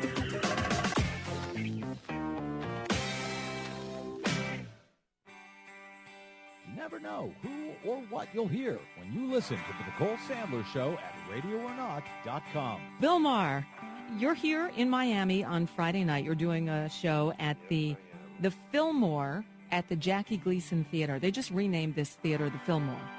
And they put up a couple of psychedelic posters. So I guess... Was it the theater Jackie did his TV show from? Yes. Oh, wow. What I hear they did is put up 2 of those old Bill Graham posters and renamed it. Yeah, I can't think of 2 different icons of show business. Yeah, really. Bill Graham and Jackie Gleason.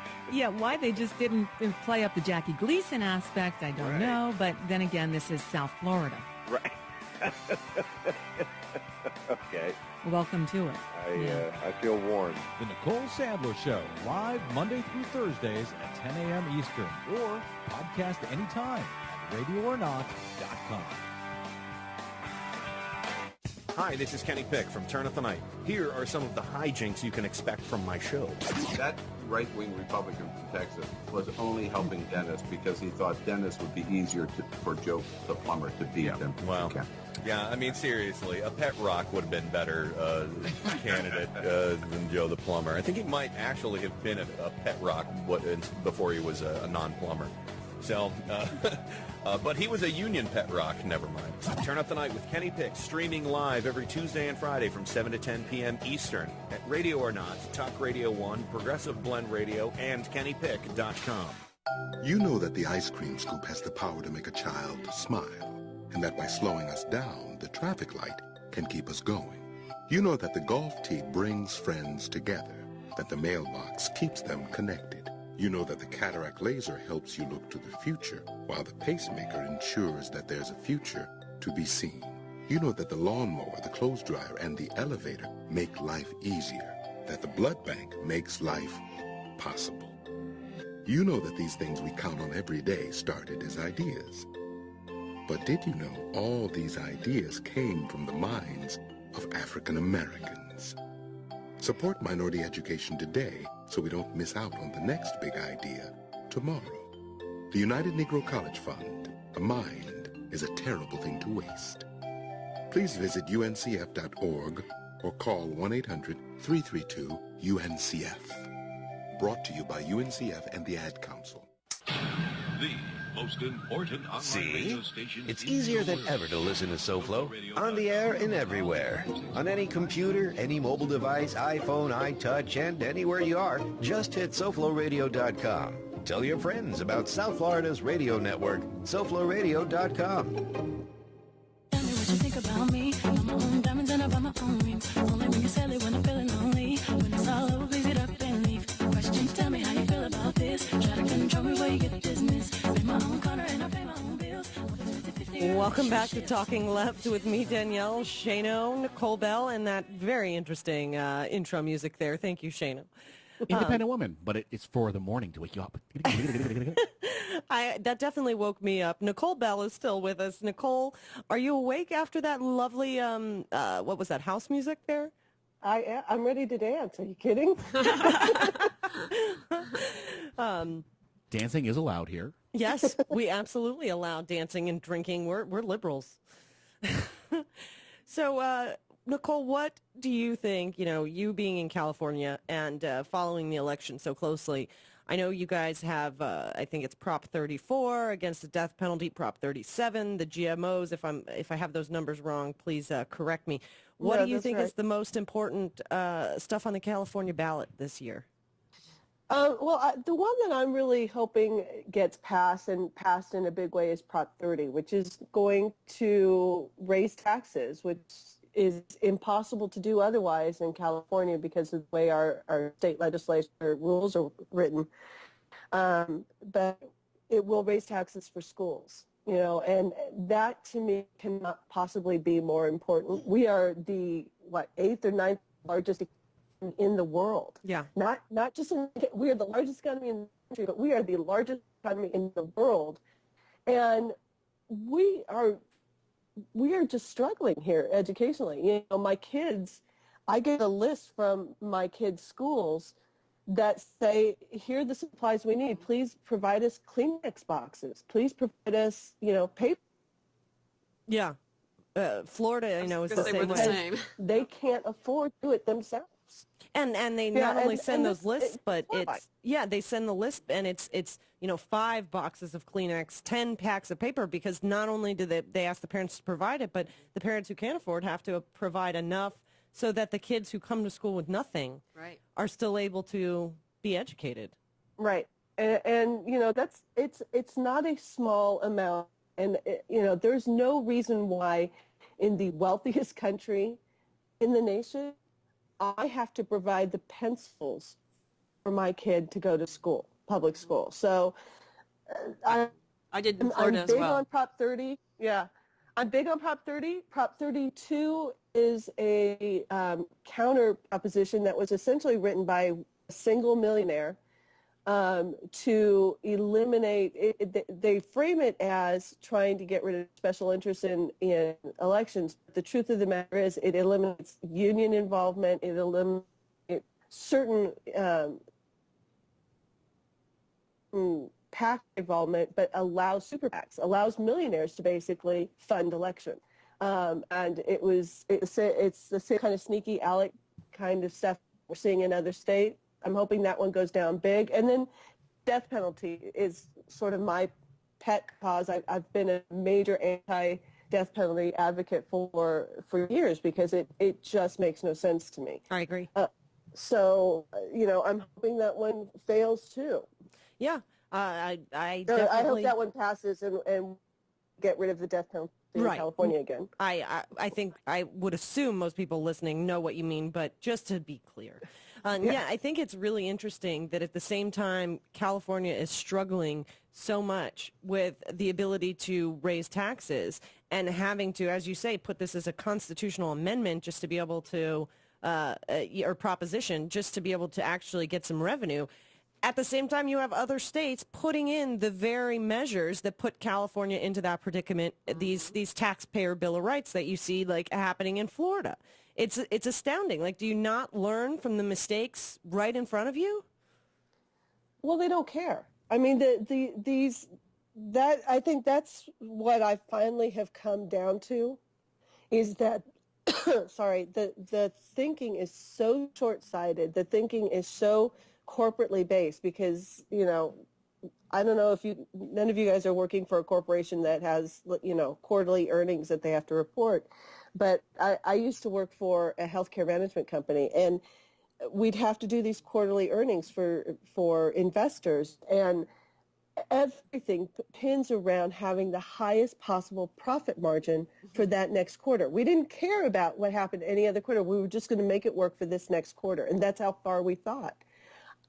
These ALEC-based legislations, these Republicans, the millionaires who are funding these things, all they care about is the next quarter. All they care about is the short-term gain. They're not looking at these long-term costs. They're not looking at when we create this kind of income inequality, it can't stand. I mean, it is not a sustainable system. But they don't seem to care. It's all about what they can grab right now before everything falls apart. Wasn't that kind of Romney's running platform? 20%, let's slash it 20%. Yeah. Yeah, it's a good point. But I mean, if you look historically, these things never sustain themselves. We couldn't keep the robber barons in the Gilded Age going. Yeah, you just start to dig your way out and they put you right back in it again. Absolutely. Right. It's generational because as soon as people forget, as soon as there's nobody around to remember what people worked for to fix that situation, it seems like it happens all over again. And just as you say, it's not sustainable. Those policies, they're eventually self-defeating, but they have to put a lot of people in harm's way before they get there. Right. Yeah. Right. And it will hurt a lot of people. And the truth of the matter is the way that we've set up our system, there's no consequences for them. Absolutely. Well, so that's why the incentive is there for them to take as much as they can for their own personal benefit now, knowing that when everything falls apart, it's not going to hurt them. Absolutely. There are always consequences for them, however, right over at crooksandliars.com where you guys call it like you see it. And Sunday mornings are great because they do the roundup of all the shows. Yes. And the score this morning, I think, according to Crooks and Liars, was 6-4, 6 Republicans to 4 Democrats. And Nicole Belle deserves a Medal of Honor for the work she does there. Yay, Nicole. Thank you so much, Nicole. It's always, we love talking to you. We adore you. You know that. But thank you for waking up so early with us this Sunday morning. We really appreciate it. I'm always happy to be with you, Danielle. And Jill and Shane. Shane, I haven't gotten my flirts yet, so I'm still waiting for that. He wasn't gushing this time. Oh, I was over the voice. I couldn't see him blushing this far away, but I bet he was. Make more phone calls. I love that voice. Shane's outnumbered here in the studio. It's the girls' clubhouse today. Oh, pity party. I know. I'm producing the View this morning. Next week, we're going to have Spike TV's version of radio. Well, Nicole Belle, everybody. Follow her on Twitter at Nicole Belle, crooksandliars.com, blog 8. I know that by heart. And Nicole, we will certainly talk to you soon. All right. Sounds great. You guys have a great day, and everybody go out and vote, please. Absolutely. Nicole Belle, everybody. We love her. She is wonderful. So we are going to run to a break, and we will be right back here on Talking Left with me, Danielle, Shano, Jill E. Bond. And thank you for listening wherever you're checking us out, perhaps over on We Act Radio, 1480 AM, WPWC in Washington, D.C.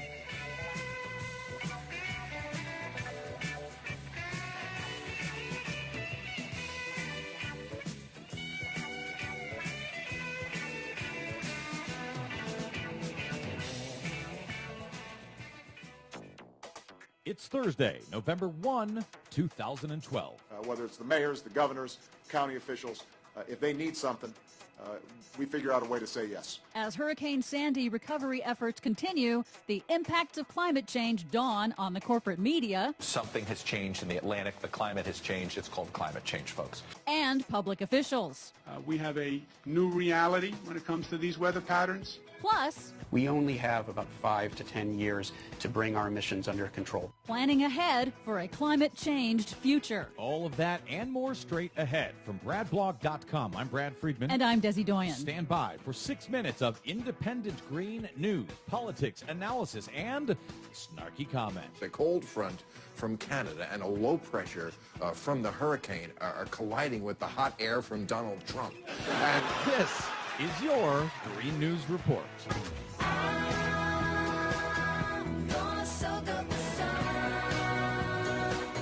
Okay, Des, a bit of breaking news as we go to air today. New York Mayor Michael Bloomberg has endorsed Barack Obama, citing Hurricane Sandy and climate change as his reasons. Wow. And furthermore, Mitt Romney was heckled today by a protester at a rally near Richmond, Virginia. The protester shouted, "What about climate? That's what caused this monster storm." He held up a sign that said, "End climate silence," and was escorted out as the crowd booed him. Romney, whose speech was momentarily interrupted, he just smiled and then began speaking after the boos died down. He said absolutely nothing in response to the heckler. Wow, that's pretty extraordinary. Otherwise, bipartisanship with everybody else has broken out like a huge storm. It took a holiday as President Obama and New Jersey's Republican Governor Chris Christie did their jobs, focusing on recovery efforts. Governor Christie even threw politics and Mitt Romney under the bus on Fox News. I've got 2.4 million people out of power. I've got devastation on the shore. I've got floods in the northern part of my state. If you think right now I give a damn about presidential politics, then you don't know me. The New York region's airports and mass transit systems are very slowly creaking back into limited operation. Economic losses are now estimated to be over $60 billion. That's B billion. Recovery will be a massive, expensive effort for the nation's most densely populated region. But as New York Mayor Michael Bloomberg says, New York City taxes itself and spends the money to protect us and to have the services that will keep us going. And I know of no other city that does that, which always annoys me when they say, oh, you're a high-taxed place. Yeah, and we get something for it. Again, all of this is going to be expensive, and this is a crucial point. Remember, last year, House Republicans withheld emergency funding for FEMA until they got tax cuts in return. The public outcry forced them to drop it then, but now House Republicans like Representative Steve King of Iowa are already threatening to hold emergency disaster relief funding hostage again in the lame duck session after the election. Unbelievable. It's interesting to see, though, the immediate impacts of climate change are now finally dawning on public officials like New York's Democratic Governor Andrew Cuomo, who says now is a good time to rebuild with resilience as the goal. We have a new reality when it comes to these weather patterns. We have an old infrastructure and we have old systems, and that is not a good combination. And that's one of the lessons that I'm going to take from this personally. Corporate media is also finally talking about climate change after not mentioning it at all in the presidential debates or in their election coverage. With just days to go before Tuesday's election, NBC's chief political correspondent Chuck Todd finally made the climate connection. Let's not bury our heads in the sand when it comes to something has changed in the Atlantic. The climate has changed. It's called climate change, folks.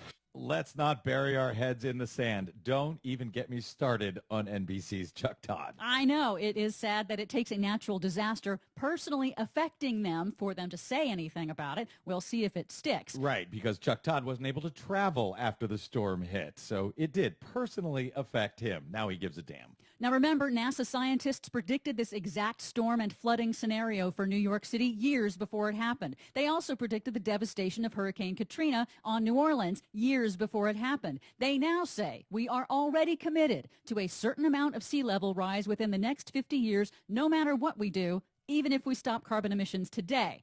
So, will this be a watershed moment? Time will tell, but time is also running out, as climate scientist Michael Mann explains to Al Jazeera. We are at a juncture.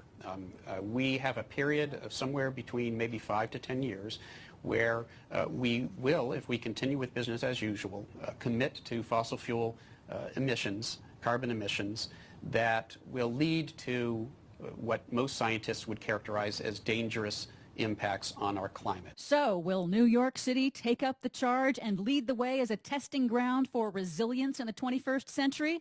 It's up to you, New York. Up to you indeed. We shall see. And oh yeah, we've got an election between here and there coming up next week. So we'll be taking a week off to cover that. For more on all of the stories we covered today, please check out our website at greennews.bradblog.com. While you're there, please consider a donation to help sponsor the Green News Report so we can stay on the public airwaves and tell you things that Chuck Todd will tell you several years later. From bradblog.com, I'm Brad Friedman. And I'm Desi Doyen. And this has been your Green News Report.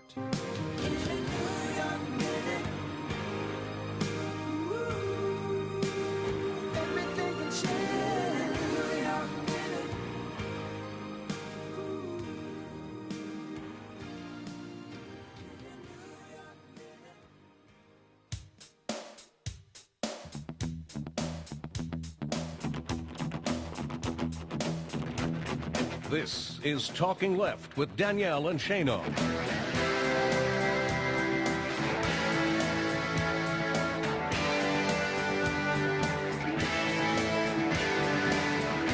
Welcome back to Talking Left with me, Danielle Shano, and our wonderful guest co-host for the morning, Jill E. Bond, waking up at the crack of dawn to bring you her lovely wit. Pre-dawn. And you're in D.C. How do you like it, Jill? I love D.C. Yeah. Pretty big week. Are we going to get to I keep want you to here? stay. Somebody offered me a job. You heard it. Yeah, you heard it. This is going out over the air on We Act Radio, 1480 AM. So, hey, if somebody's listening, You never know. we know someone who's looking. Or you're going to get a job in South Florida Yes. because we're on SoFlo as well. Yes, that's right. Hey, SoFlo Radio. Thanks to George Rodriguez, by the way. Yeah. He has been awesome. Just want to Incredibly say. Alex Lawson, Kimon Freeman, George Rodriguez, Nicole Sandler. We are very, very, very blessed with people helping us out on our show and helping to get it to places that you can listen.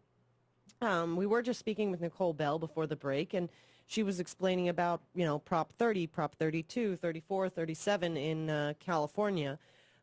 Things that are very important, the death penalty, education, what we eat, our food supply, there are so many important reasons to vote besides just the presidential race.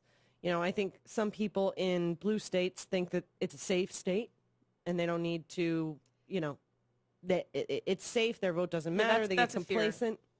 Yep, the state's gonna win it anyway, so I'm just not gonna go out and vote. And I think in red states they think the same thing. Oh well, there's no chance, so why even bother?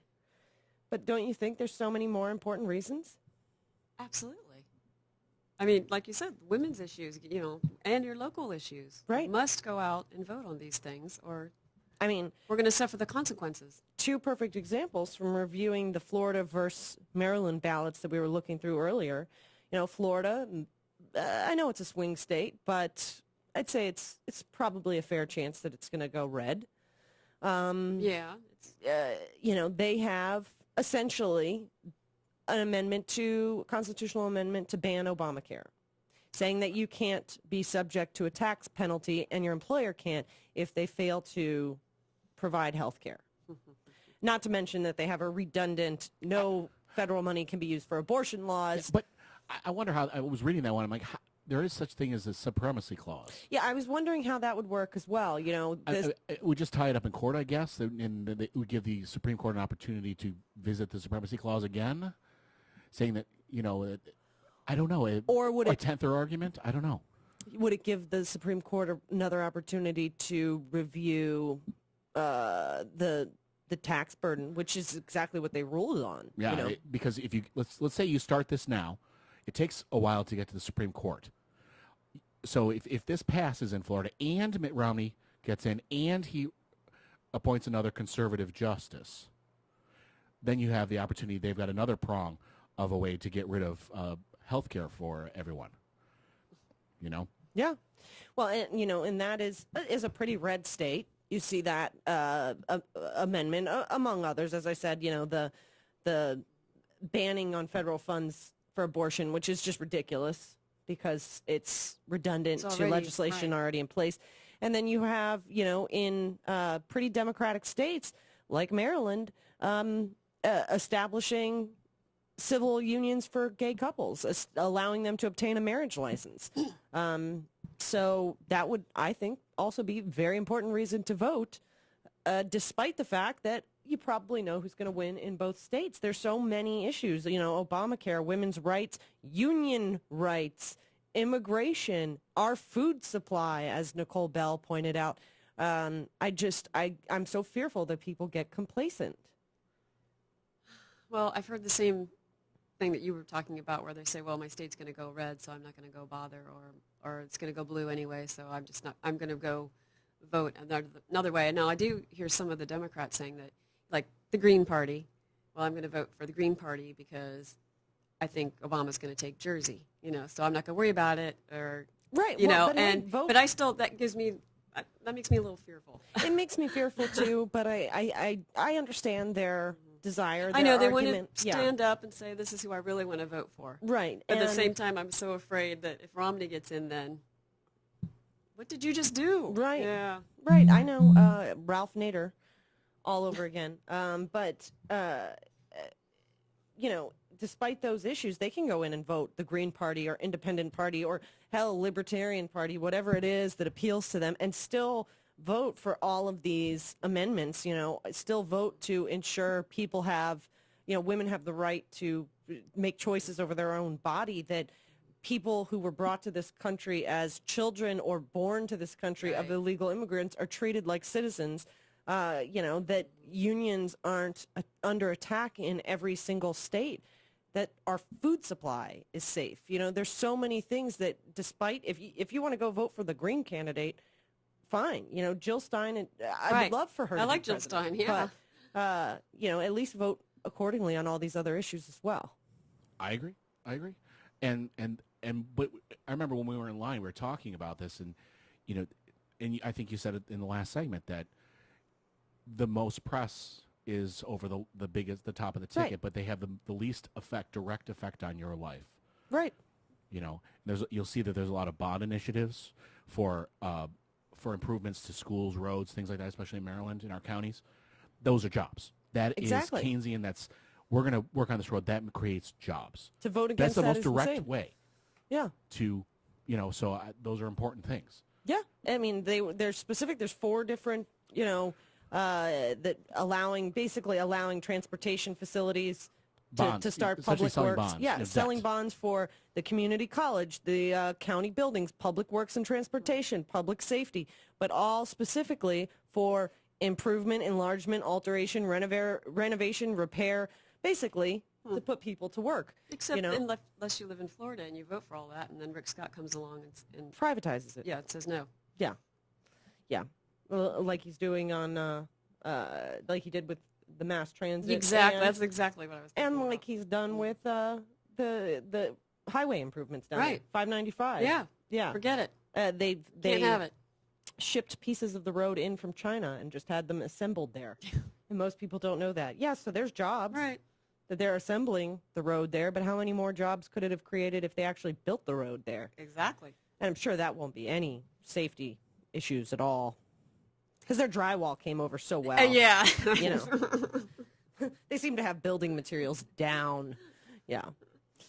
But I just don't want people to get complacent. That's my biggest fear. I would say that one of the biggest outgrowths of this, extended voter suppression movement is to really motivate people. And we've talked about this a couple weeks ago, that people really want to vote. In that, if it's so important they're trying to stop me, there must be some benefit to doing this. So I'm going to get out there. I'm going to vote. I'm going to wait 4 hours. And I'm glad people are doing it. Well, and more than anything. I don't know about you, because you said you waited about an hour and a half in Florida. Hour 20. Yeah, I know that in 2008, when I must have waited at least 4 or 5 hours. I don't even remember. But it was very similar to the mood Nicole Belle was talking about from the phone banks. Everybody was excited to be there. Right. We were happy to all be there doing our democratic duty. Mm-hmm. There were people bringing in lawn chairs for people who needed to sit down, senior citizens, That's children, people walking around with pizzas, all kinds of stuff about to that. help Yeah. people managed to stay in line, to make sure that they were able to stay there, that they were able to make it through a 6-hour line, holding their spot in line so they could use the restroom. Just Occupy the voting lines. Occupy the voting lines. Absolutely. Hey, if you don't have anything to do on Election Day, go be a placeholder. Just so somebody can Hell, if they use can do the it in bathroom. iPhone lines. Why not? Why not? Sure. It's a lot more important. Absolutely. Occupy the ballot box, occupy the precinct line. And, hey, maybe you'll also be able to help voters getting challenged or Right. people who are saying they need an ID to vote when, in fact, they don't, or, saying they have the wrong kind of ID when, like in Florida, a credit card is a valid form of ID to vote.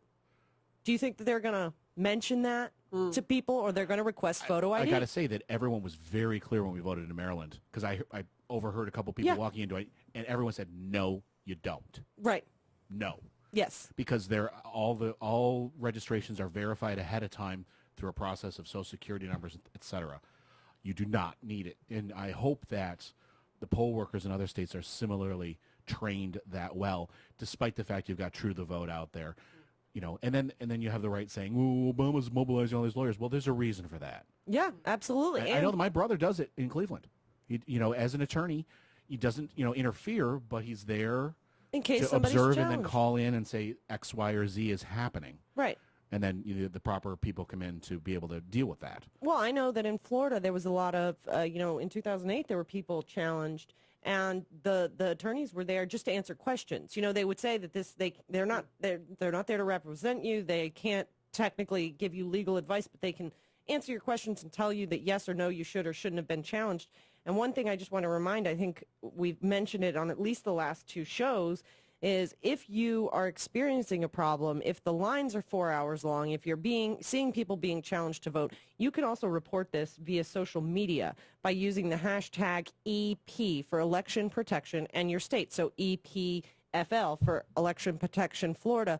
And you can also tweet that to 866RVOTE. You can search for that on Twitter. You can use it as a hashtag, and it's a way to get the word out there immediately via social media that these type of problems are going on. And I think that's really important to make people aware of it. It's a new tool. I don't think that we've really had in any election, and I wonder if it will prevent some of the shenanigans. All right. We're going to run to a break and come back and get into some women's issues that are a little bit important before we talk to Justyn Hintze of the RAD campaign. It's awaronwomen.com. Don't go anywhere. This is Talking Left with me, Danielle, Shano, and Jill Yvonne on RadioOrNot.com and We Act Radio in Washington, D.C. Stick around. Everyone expected just a piece of fluff, but we wanted to do something important. Issue stuff. It's Talking Left with Danielle and Shano.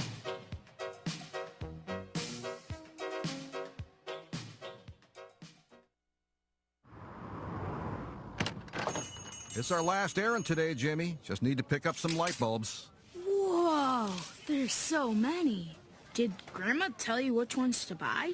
No, but check out the label on this package. It'll help us find the right bulbs. Does it really matter? Well, sure.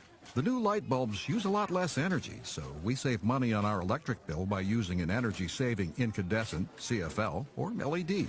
How about this bulb? Let's see. We need to replace the 60-watt bulbs in our bedside lamps.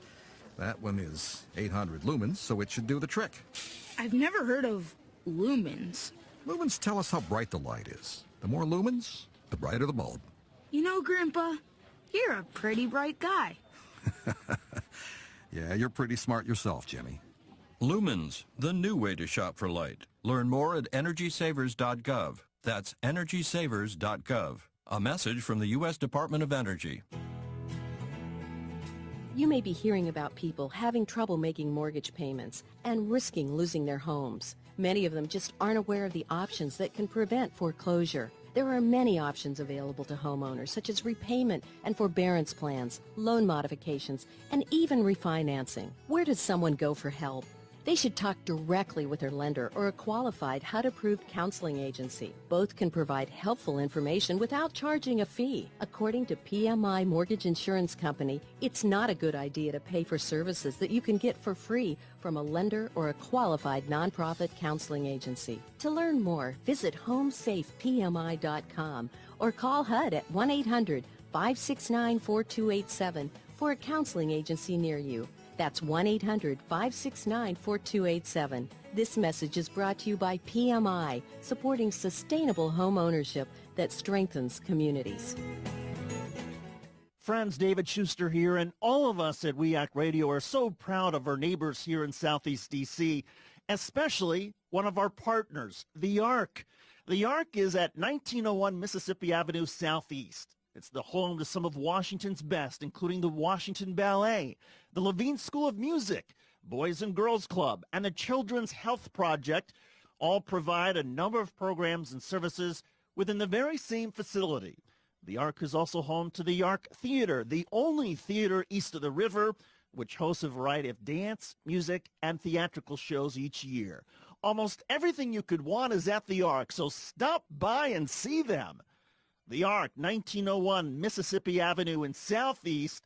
For more information, visit the Ark's website, www.thearkdc.org, or call 202-889-5901. The Ark, part of Southeast D.C. Hello, my name is Antonio Ford from A Plus Fitness. I've been studying foods, nutrition, and the anatomy of the body for well over 23 years. One thing about an animal-based diet is it kills people in every bite.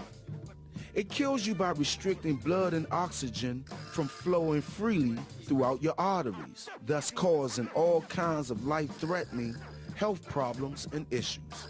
If you want the blueprint for healthy eating, stay tuned to WEAC Radio for more information, or contact us at aplus.fitness@yahoo.com.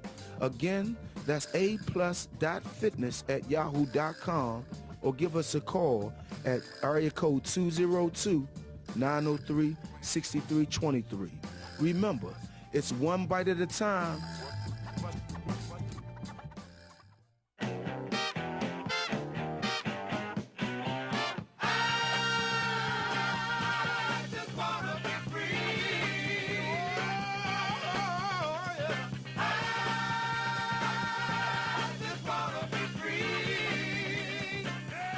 Welcome back to Talking Left with me, Danielle Shano, and our special guest host, Jill E. Bond. Follow her on Twitter at Jill E. Bond.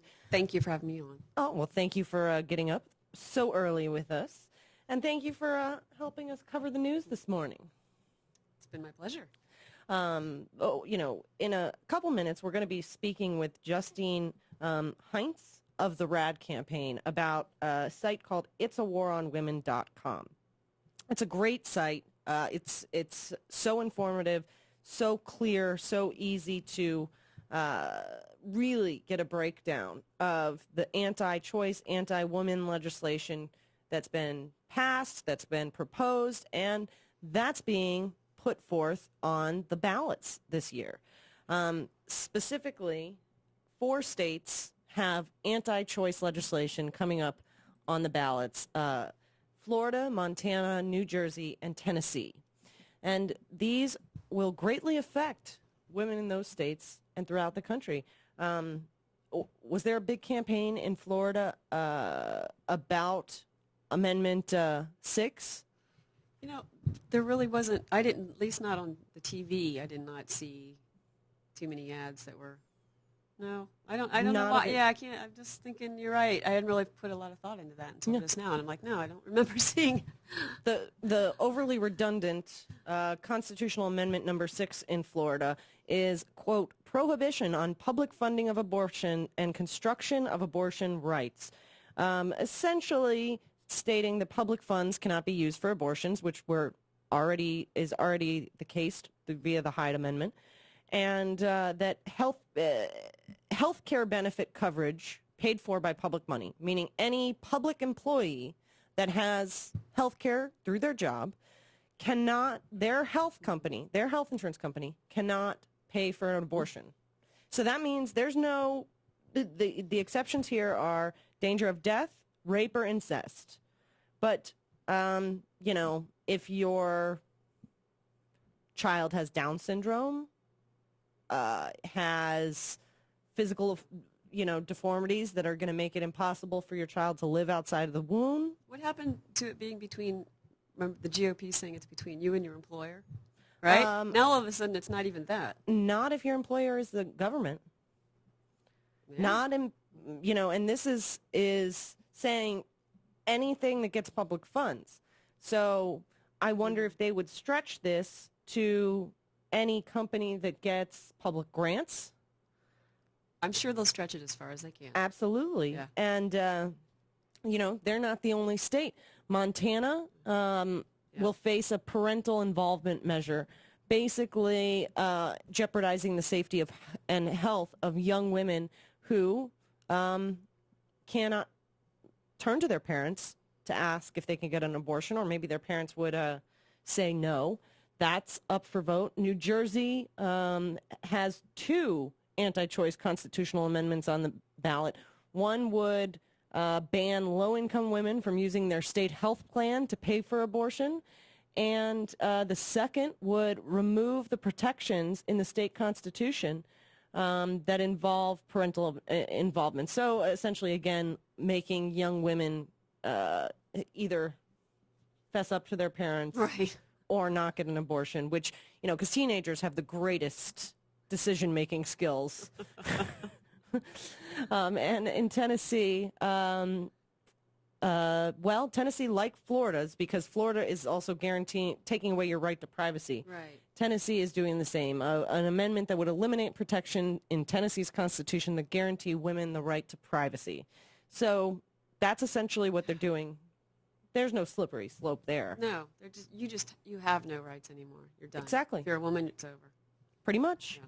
So, these are just 4 states. These don't include all of the legislation that has already been passed, all of the money that's already been spent. And just to note, that slippery slope goes beyond just control of one's body, because as Nicole Belle pointed out, as soon as you don't have control over that, you lose control over other aspects of your life that those decisions would impact in terms of earning an income, what career you decide to go into, what family planning you decide to have, how you're going to direct your life in the way you want it to be. So it goes beyond that, and it's just another control mechanism.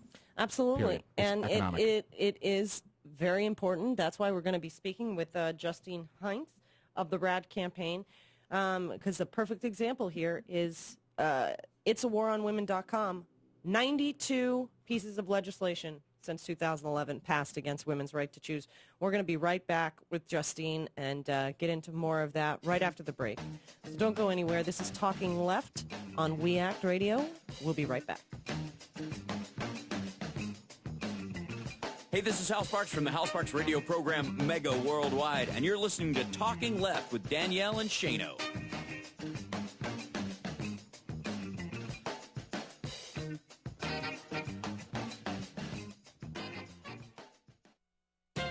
There's a musicality to the whine of a highballing freight train on an open stretch of track, just as there is to the whine of an 18-wheeler barreling down the interstate. Both have been a muse for many a songwriter, but you rarely hear a song rhapsodizing about the off-key whine of today's super-rich. Unfortunately, that irritating wail has become common in our country, emanating from the luxurious lairs of Wall Street, suites of corporate chiefs, and penthouses of plutocrats. Oddly, these most privileged people in our society claim to be victims of America's economic decline, so they're caterwauling from on high and wallowing in an unseemly pity party. They're certainly not hurting financially. Indeed, while nearly everyone else is down, their fortunes have soared. But there's the rub. The billionaires at the top say they're offended by the subsequent resentment directed toward them by what one Wall Streeter patronizingly referred to as the downtrodden. Worse, whimper these sensitive ones, they feel threatened by the likes of Barack Obama, who seems to side with the rabble. One hedge fund plutocrat, Leon Cooperman, even compared Obama's election to Hitler's rise to power and publicly scolded the president for daring to talk about the special tax breaks the government gives to swells like him. The, quote, divisive, polarizing tone of your rhetoric, he lectured with righteous indignation, is cleaving a widening gulf between the classes. Gosh, Leon, imagine how relieved America's downwardly mobile majority must be to learn that the widening economic gulf in our nation is just rhetorical, not a reality created by deliberate financial and political moves by arrogant elites like you. This is Jim Hightower saying, these well-heeled whiners are as pathetic as they are offensive. Please, sir, sip your champagne and shut up. If you like these feisty pops of populism that Hightower zings out on the airwaves, check out the Hightower Lowdown. Jim's monthly newsletter provides the in-depth lowdown on what the greed heads of Wall Street and the boneheads of Washington are doing to us behind the scenes. With Hightower's saucy Texas humor and truth-telling populist perspective, the lowdown literally can lift you up. And get this, you can have the lowdown delivered to your mailbox or email each month for only $15 a year. Yes, 12 issues, only $15. Check it out, hightowerlowdown.org. You're listening to WIN, Workers Independent News, a production of Diversified Media Enterprises. I'm Doug Cunningham. I see us winning, and I think we're going to have a Democrat in the White House, and I'm very pleased with that. But it's been a lot of work. It's going to be a close race, and I think everybody has to work right until the last moment. Teamsters President Jim Hoffa. Hoffa says Mitt Romney's big lie about Jeep production and American Jeep jobs going to China has the stink of desperation. Well, I think it's a certain desperation that's setting in to the Romney campaign to tell a story like that, which has been denied by Chrysler. It's absurd and really hurts your credibility. Hoffa says Romney's desire to turn the Federal Emergency Agency over to the states would be a disaster in and of itself. Governor Romney said he wants to get rid of FEMA. He actually said that during the debates, and he said, well, the states ought to do this. The bill for this, according to the papers, is going to be $50 billion to rebuild the losses that we have. It's been devastating, and only the federal government has the ability to take these on. And what about the Teamsters post-election agenda? The biggest thing is we have to get through this fiscal cliff that's coming up January 1. But the answer is not to cut Medicare and Medicaid. Those are strictly off limits. What we need is more money to run this country. We have corporations sitting on trillions of dollars. That's with a T, and they're not spending it. We have General Electric that makes billions of dollars in this country, doesn't even pay income tax.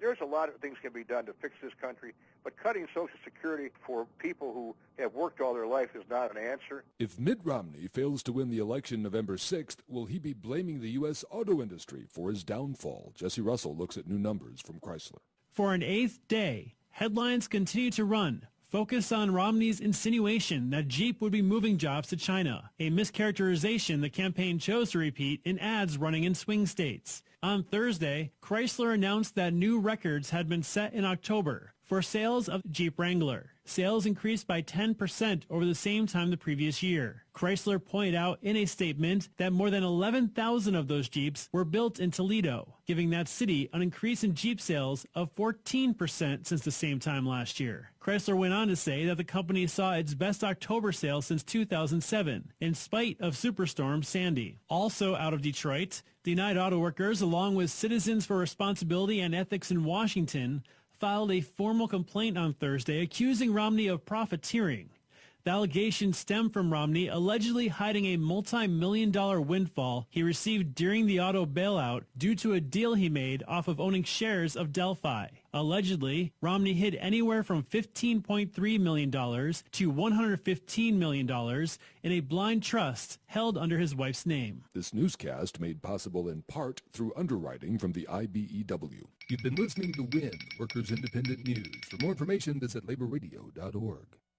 When I have an asthma attack, I feel scared. It's kind of like an elephant is on my chest. I feel like I'm choking. Sometimes my parents have to take me to the hospital. You know how to react to their asthma attacks. Here's how to prevent them. Call 1-866-NO-ATTACKS. Visit www.noattacks.org or call your doctor, because even one attack is one too many. I feel like a fish with no water. Brought to you by the EPA and the Ad Council.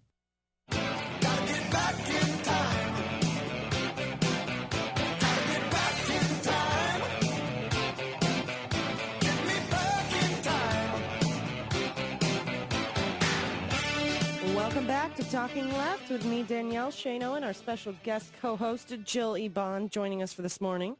And joining us now, we are very excited to bring on Justyn Hintze of RAD Campaign. Thank you so much for joining us this morning. Of course. Good morning. How are you? We are doing great. The site is, of course, itsawaronwomen.com.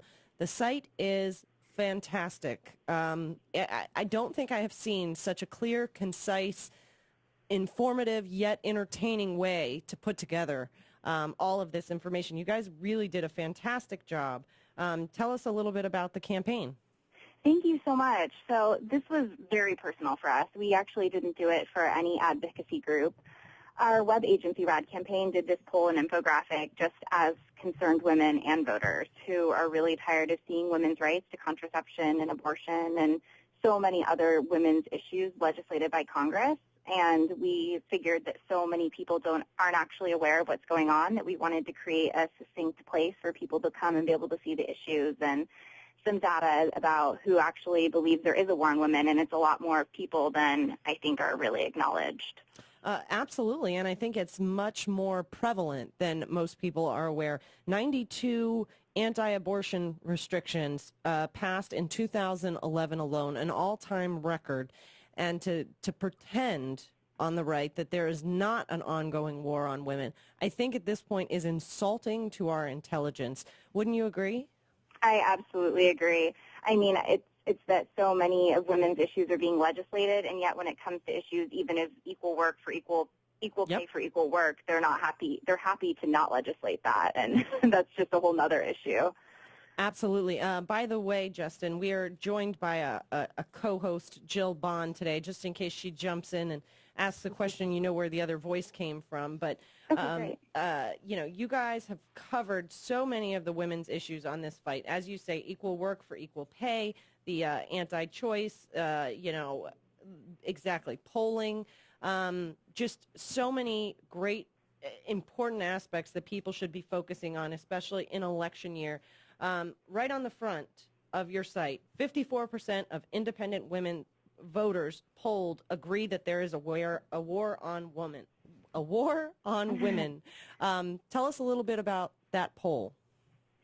So we actually conducted a poll with Lincoln Park Strategies, and what we did was we asked 1,000 likely voters if they thought there was a war on women, and many voters answered yes, and then we did an infographic kind of talk about this. But as far as the actual poll, we said lawmakers in Washington have been engaging in a war on women by taking away women's rights to contraception, denying equal pay for equal work, and curbing a woman's right to choose, and asked the likely voter, which was asked via telephone, if they agree or disagree with the statement. So the results were really empowering and shocking, I think both. Just a little bit of the shocking side, we were a little bit surprised that as far as their gender and race duo, more black men at 67% agree that there's a war on women than any other race-gender combo. Wow. Yeah, and even more liberal men in general. I see here 71%, that this is not just women that see this happening. This is men too, and you guys, have this so clearly documented here. It's really astounding and informative information. Yeah, thank you. We really think that it's just so important that people realize that there actually is this war on women, and really this whole infographic briefly takes you through the recent histories, exploring these invasive laws that have been introduced and even passed, horrifyingly enough. Yeah, and often passed, I never like to go look at anything across race lines, but all of these, or many of these pieces of legislation were passed by white, middle-aged men or older men. And Absolutely. You look at this polling, only 39% of white men agree that there's even a war on women going on. One of the lowest percentages in your poll. It's pretty eye-opening on this end. Did you guys, were you surprised to find that? I mean, I'm not a policy expert, but I was not surprised by the white men's response, I guess, because that is who's doing the legislation, and I'm sure that people don't want to call their own legislation a war on women. They want sure to think that it's helping people, but really legislating other people's bodies is not helpful. Absolutely. And, you know, it's more than just legislating people's bodies, and I think you guys document that well here. It's also, you know, those body issues, those votes on contraception, on abortion, also turn into financial issues at a time when, you know, women are finally breaking that glass ceiling and women are moving, you know, becoming powerful leaders in the workplace. To say that they can't have control over family planning is a lot more than just a pro-choice or pro-life issue. Wouldn't you agree? I absolutely agree, and I think that goes right into that this really does affect all women, and it's boiled down to the fact that this is actually an economic issue, and even the fact of, we kind of outlined in the infographic, how much money's been wasted in this war on women. Yeah. And broke it down to how almost 250 million of taxpayer money wasted because the House was sidelined for 52 days talking about the war on women issues and these different legislation. Yeah, I can't imagine how many jobs they could have created with that amount of time and money. Exactly. Exactly. That would have had such a big impact in our country at this time. What do you tell voters who are up against these constitutional amendments like Florida, Montana, New Jersey, up against these anti-choice, anti-women legislation? How do they fight it in their states? Really just to get out there, vote for candidates who are going to stand up for women's rights and to really be aware of the legislation that's being passed. I know in Georgia they did pass the Women's Livestock Bill, and I know a lot. I actually was born in Atlanta, and I know so many people who still live there didn't even realize it was passed. And that particular bill criminalizes abortion after 20 weeks, even if the woman's known to be carrying a stillborn fetus or the fetus isn't expected to live to term. And it was passed with no exceptions for rape or incest. And just to create that awareness of what's actually happening in your state and what's going on, and to vote against it if it's going to push back and take away from women's rights. Yeah, your description, accurate and informative description of that legislation literally just left our executive producer literally mouth open, stunned, shaking his head. Also, you know, not aware of how awful legislation like that is. And I mean, there are 8 other states, too, that have similar fetal pain restrictions in place. And I don't think that people even realize, and the fact that Romney, for example, wants to uphold the Personhood Amendment, which has not been passed but was introduced. But my question is, how do we create more awareness? Because I remember when the Georgia thing was going down, and I saw a lot of people talking about it, and it was out there in the media, certain media, not Fox. Fox didn't talk about it, but everybody else did. I mean, I don't know what else. I'm curious. What else can we do? Yeah, similar to like the Florida transvaginal ultrasound, which exactly did not get any media attention. How do we get people informed? I think it's really getting out there, speaking to different organizations, universities, telling your friends. I think that's actually the first place to start, is just talking to people, talking to your family, and explaining what exactly is going on, and showing them what's happening, and showing them, like, maybe printing things out and mailing them. If, like, my grandma, for example, doesn't use the internet, but I like to send her what's going on and what's happening with women's rights.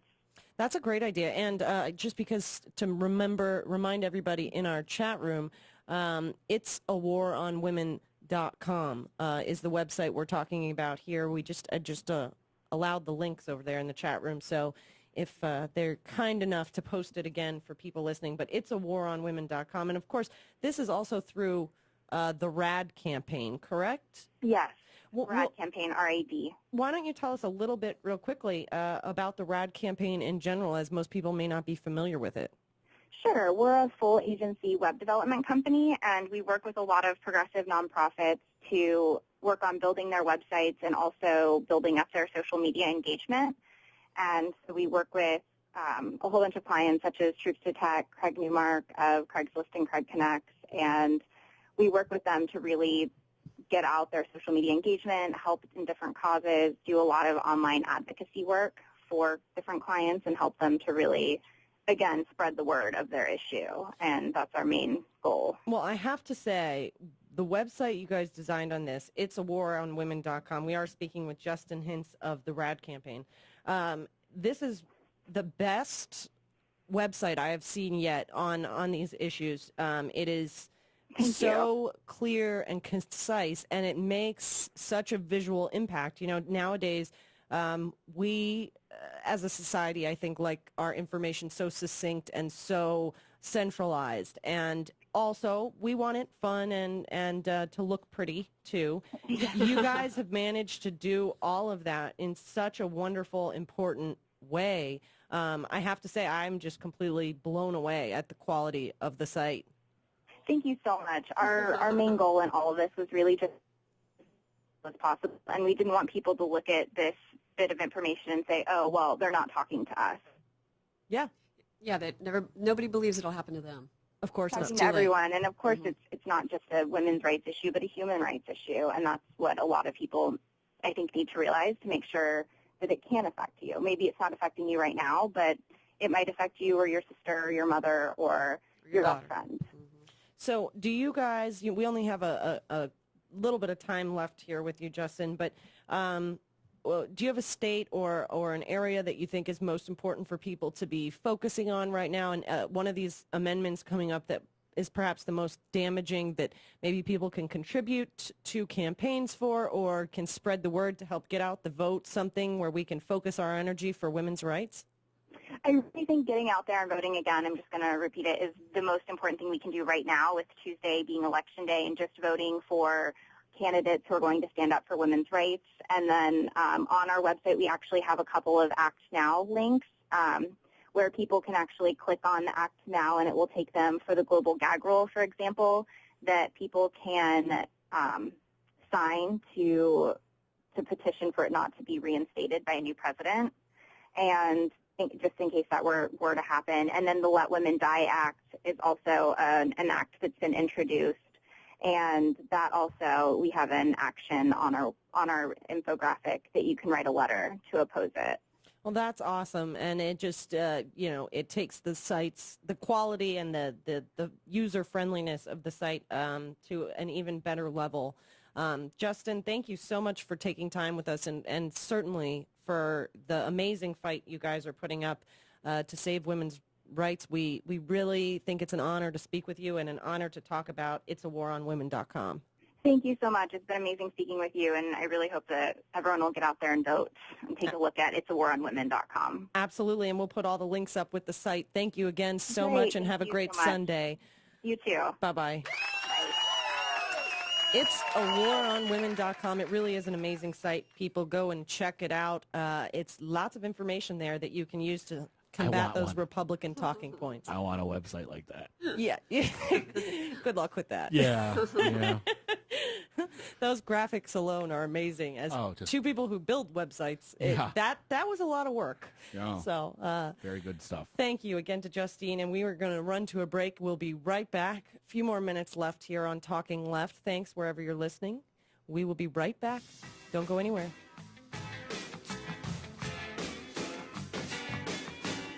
See, that wasn't so bad, was it? Ooh, I gotta say, that was fantastic. It's Talking Left with Danielle and Shano.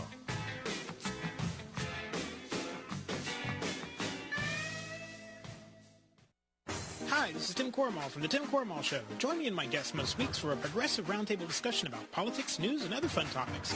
We laugh a lot about the hilarious antics of the right-wing nutjobs, as well as have serious discussions about issues affecting all of our lives. You can check out The Tim Cormall Show at timcormall.com, and you can subscribe to the show for free in iTunes by searching for The Tim Cormall Show. You can also follow me on Twitter at twitter.com/TimCormall. That's CORRIMAL. So come on over and join in the fun at timcormall.com. Unfiltered truth, news, and opinion. Filter-free radio with Jacob Dean and Skeptical Scott. Live every Monday, 7 to 9 p.m. Eastern. Radio or not. And filterfreeradio.com. People don't think critically anymore. Just to examine or critique the system, the culture, political assumptions, things that they see on TV. I mean, whatever happened to the saying, oh, don't believe everything you see or hear? Live every Monday, 7 to 9 p.m. Eastern. You never know who or what you'll hear when you listen to the Nicole Sandler Show at RadioOrNot.com. Your view is not being represented in this country because all of our views have been corrupted by money and politics. Remember, 94% of the time, the candidate who raises the most money wins. That's the fact that we need to drive home constantly. It's all about the money. Dylan Radigan, you rock. The Nicole Sandler Show, live Monday through Thursdays at 10 a.m. Eastern, or podcast anytime. 7,000 high school students drop out every school day. That's one every 26 seconds. So here's a 26-second message of encouragement. Hi, I'm Stacy. Look, I've been there. It's tough. And I just want to say, if you find yourself feeling negative, use it as motivation. Let it be like the fuel in the fire to keep you going. 'Cause the best is yet to come. Seriously, you're capable of great things you probably haven't even dreamed of yet. So don't quit now. See you at graduation. Do you have 26 seconds to convince a student to stay at their desk? Now you can share your message of support at boostup.org. We can keep students in school. Visit boostup.org and take the first step. Brought to you by the U.S. Army and the Ad Council. Hey, Dad, how do you throw a curveball? How do you build a fort? How do refrigerators run? How do fish learn how to swim? Kids ask a lot of questions. How high can you jump? But you don't have to know every answer. How many phone numbers are there? Because you don't have to be perfect to be a perfect parent. How do cell phones work? There are thousands of children in foster care who don't need every question answered. What's electricity? They just need you. What's the moon made of? For more information on how you can adopt, go to adoptuskids.org. A public service announcement from the U.S. Department of Health and Human Services, Adopt U.S. Kids, and the Ad Council. The most important online radio station. It's easier than ever to listen to SoFlo. On the air and everywhere. On any computer, any mobile device, iPhone, iTouch, and anywhere you are, just hit SoFloRadio.com. Tell your friends about South Florida's radio network, SoFloRadio.com. And when asked about the jobs destroyed, you deftly took a pass, and you just said you were proud of your money, and you're so vain.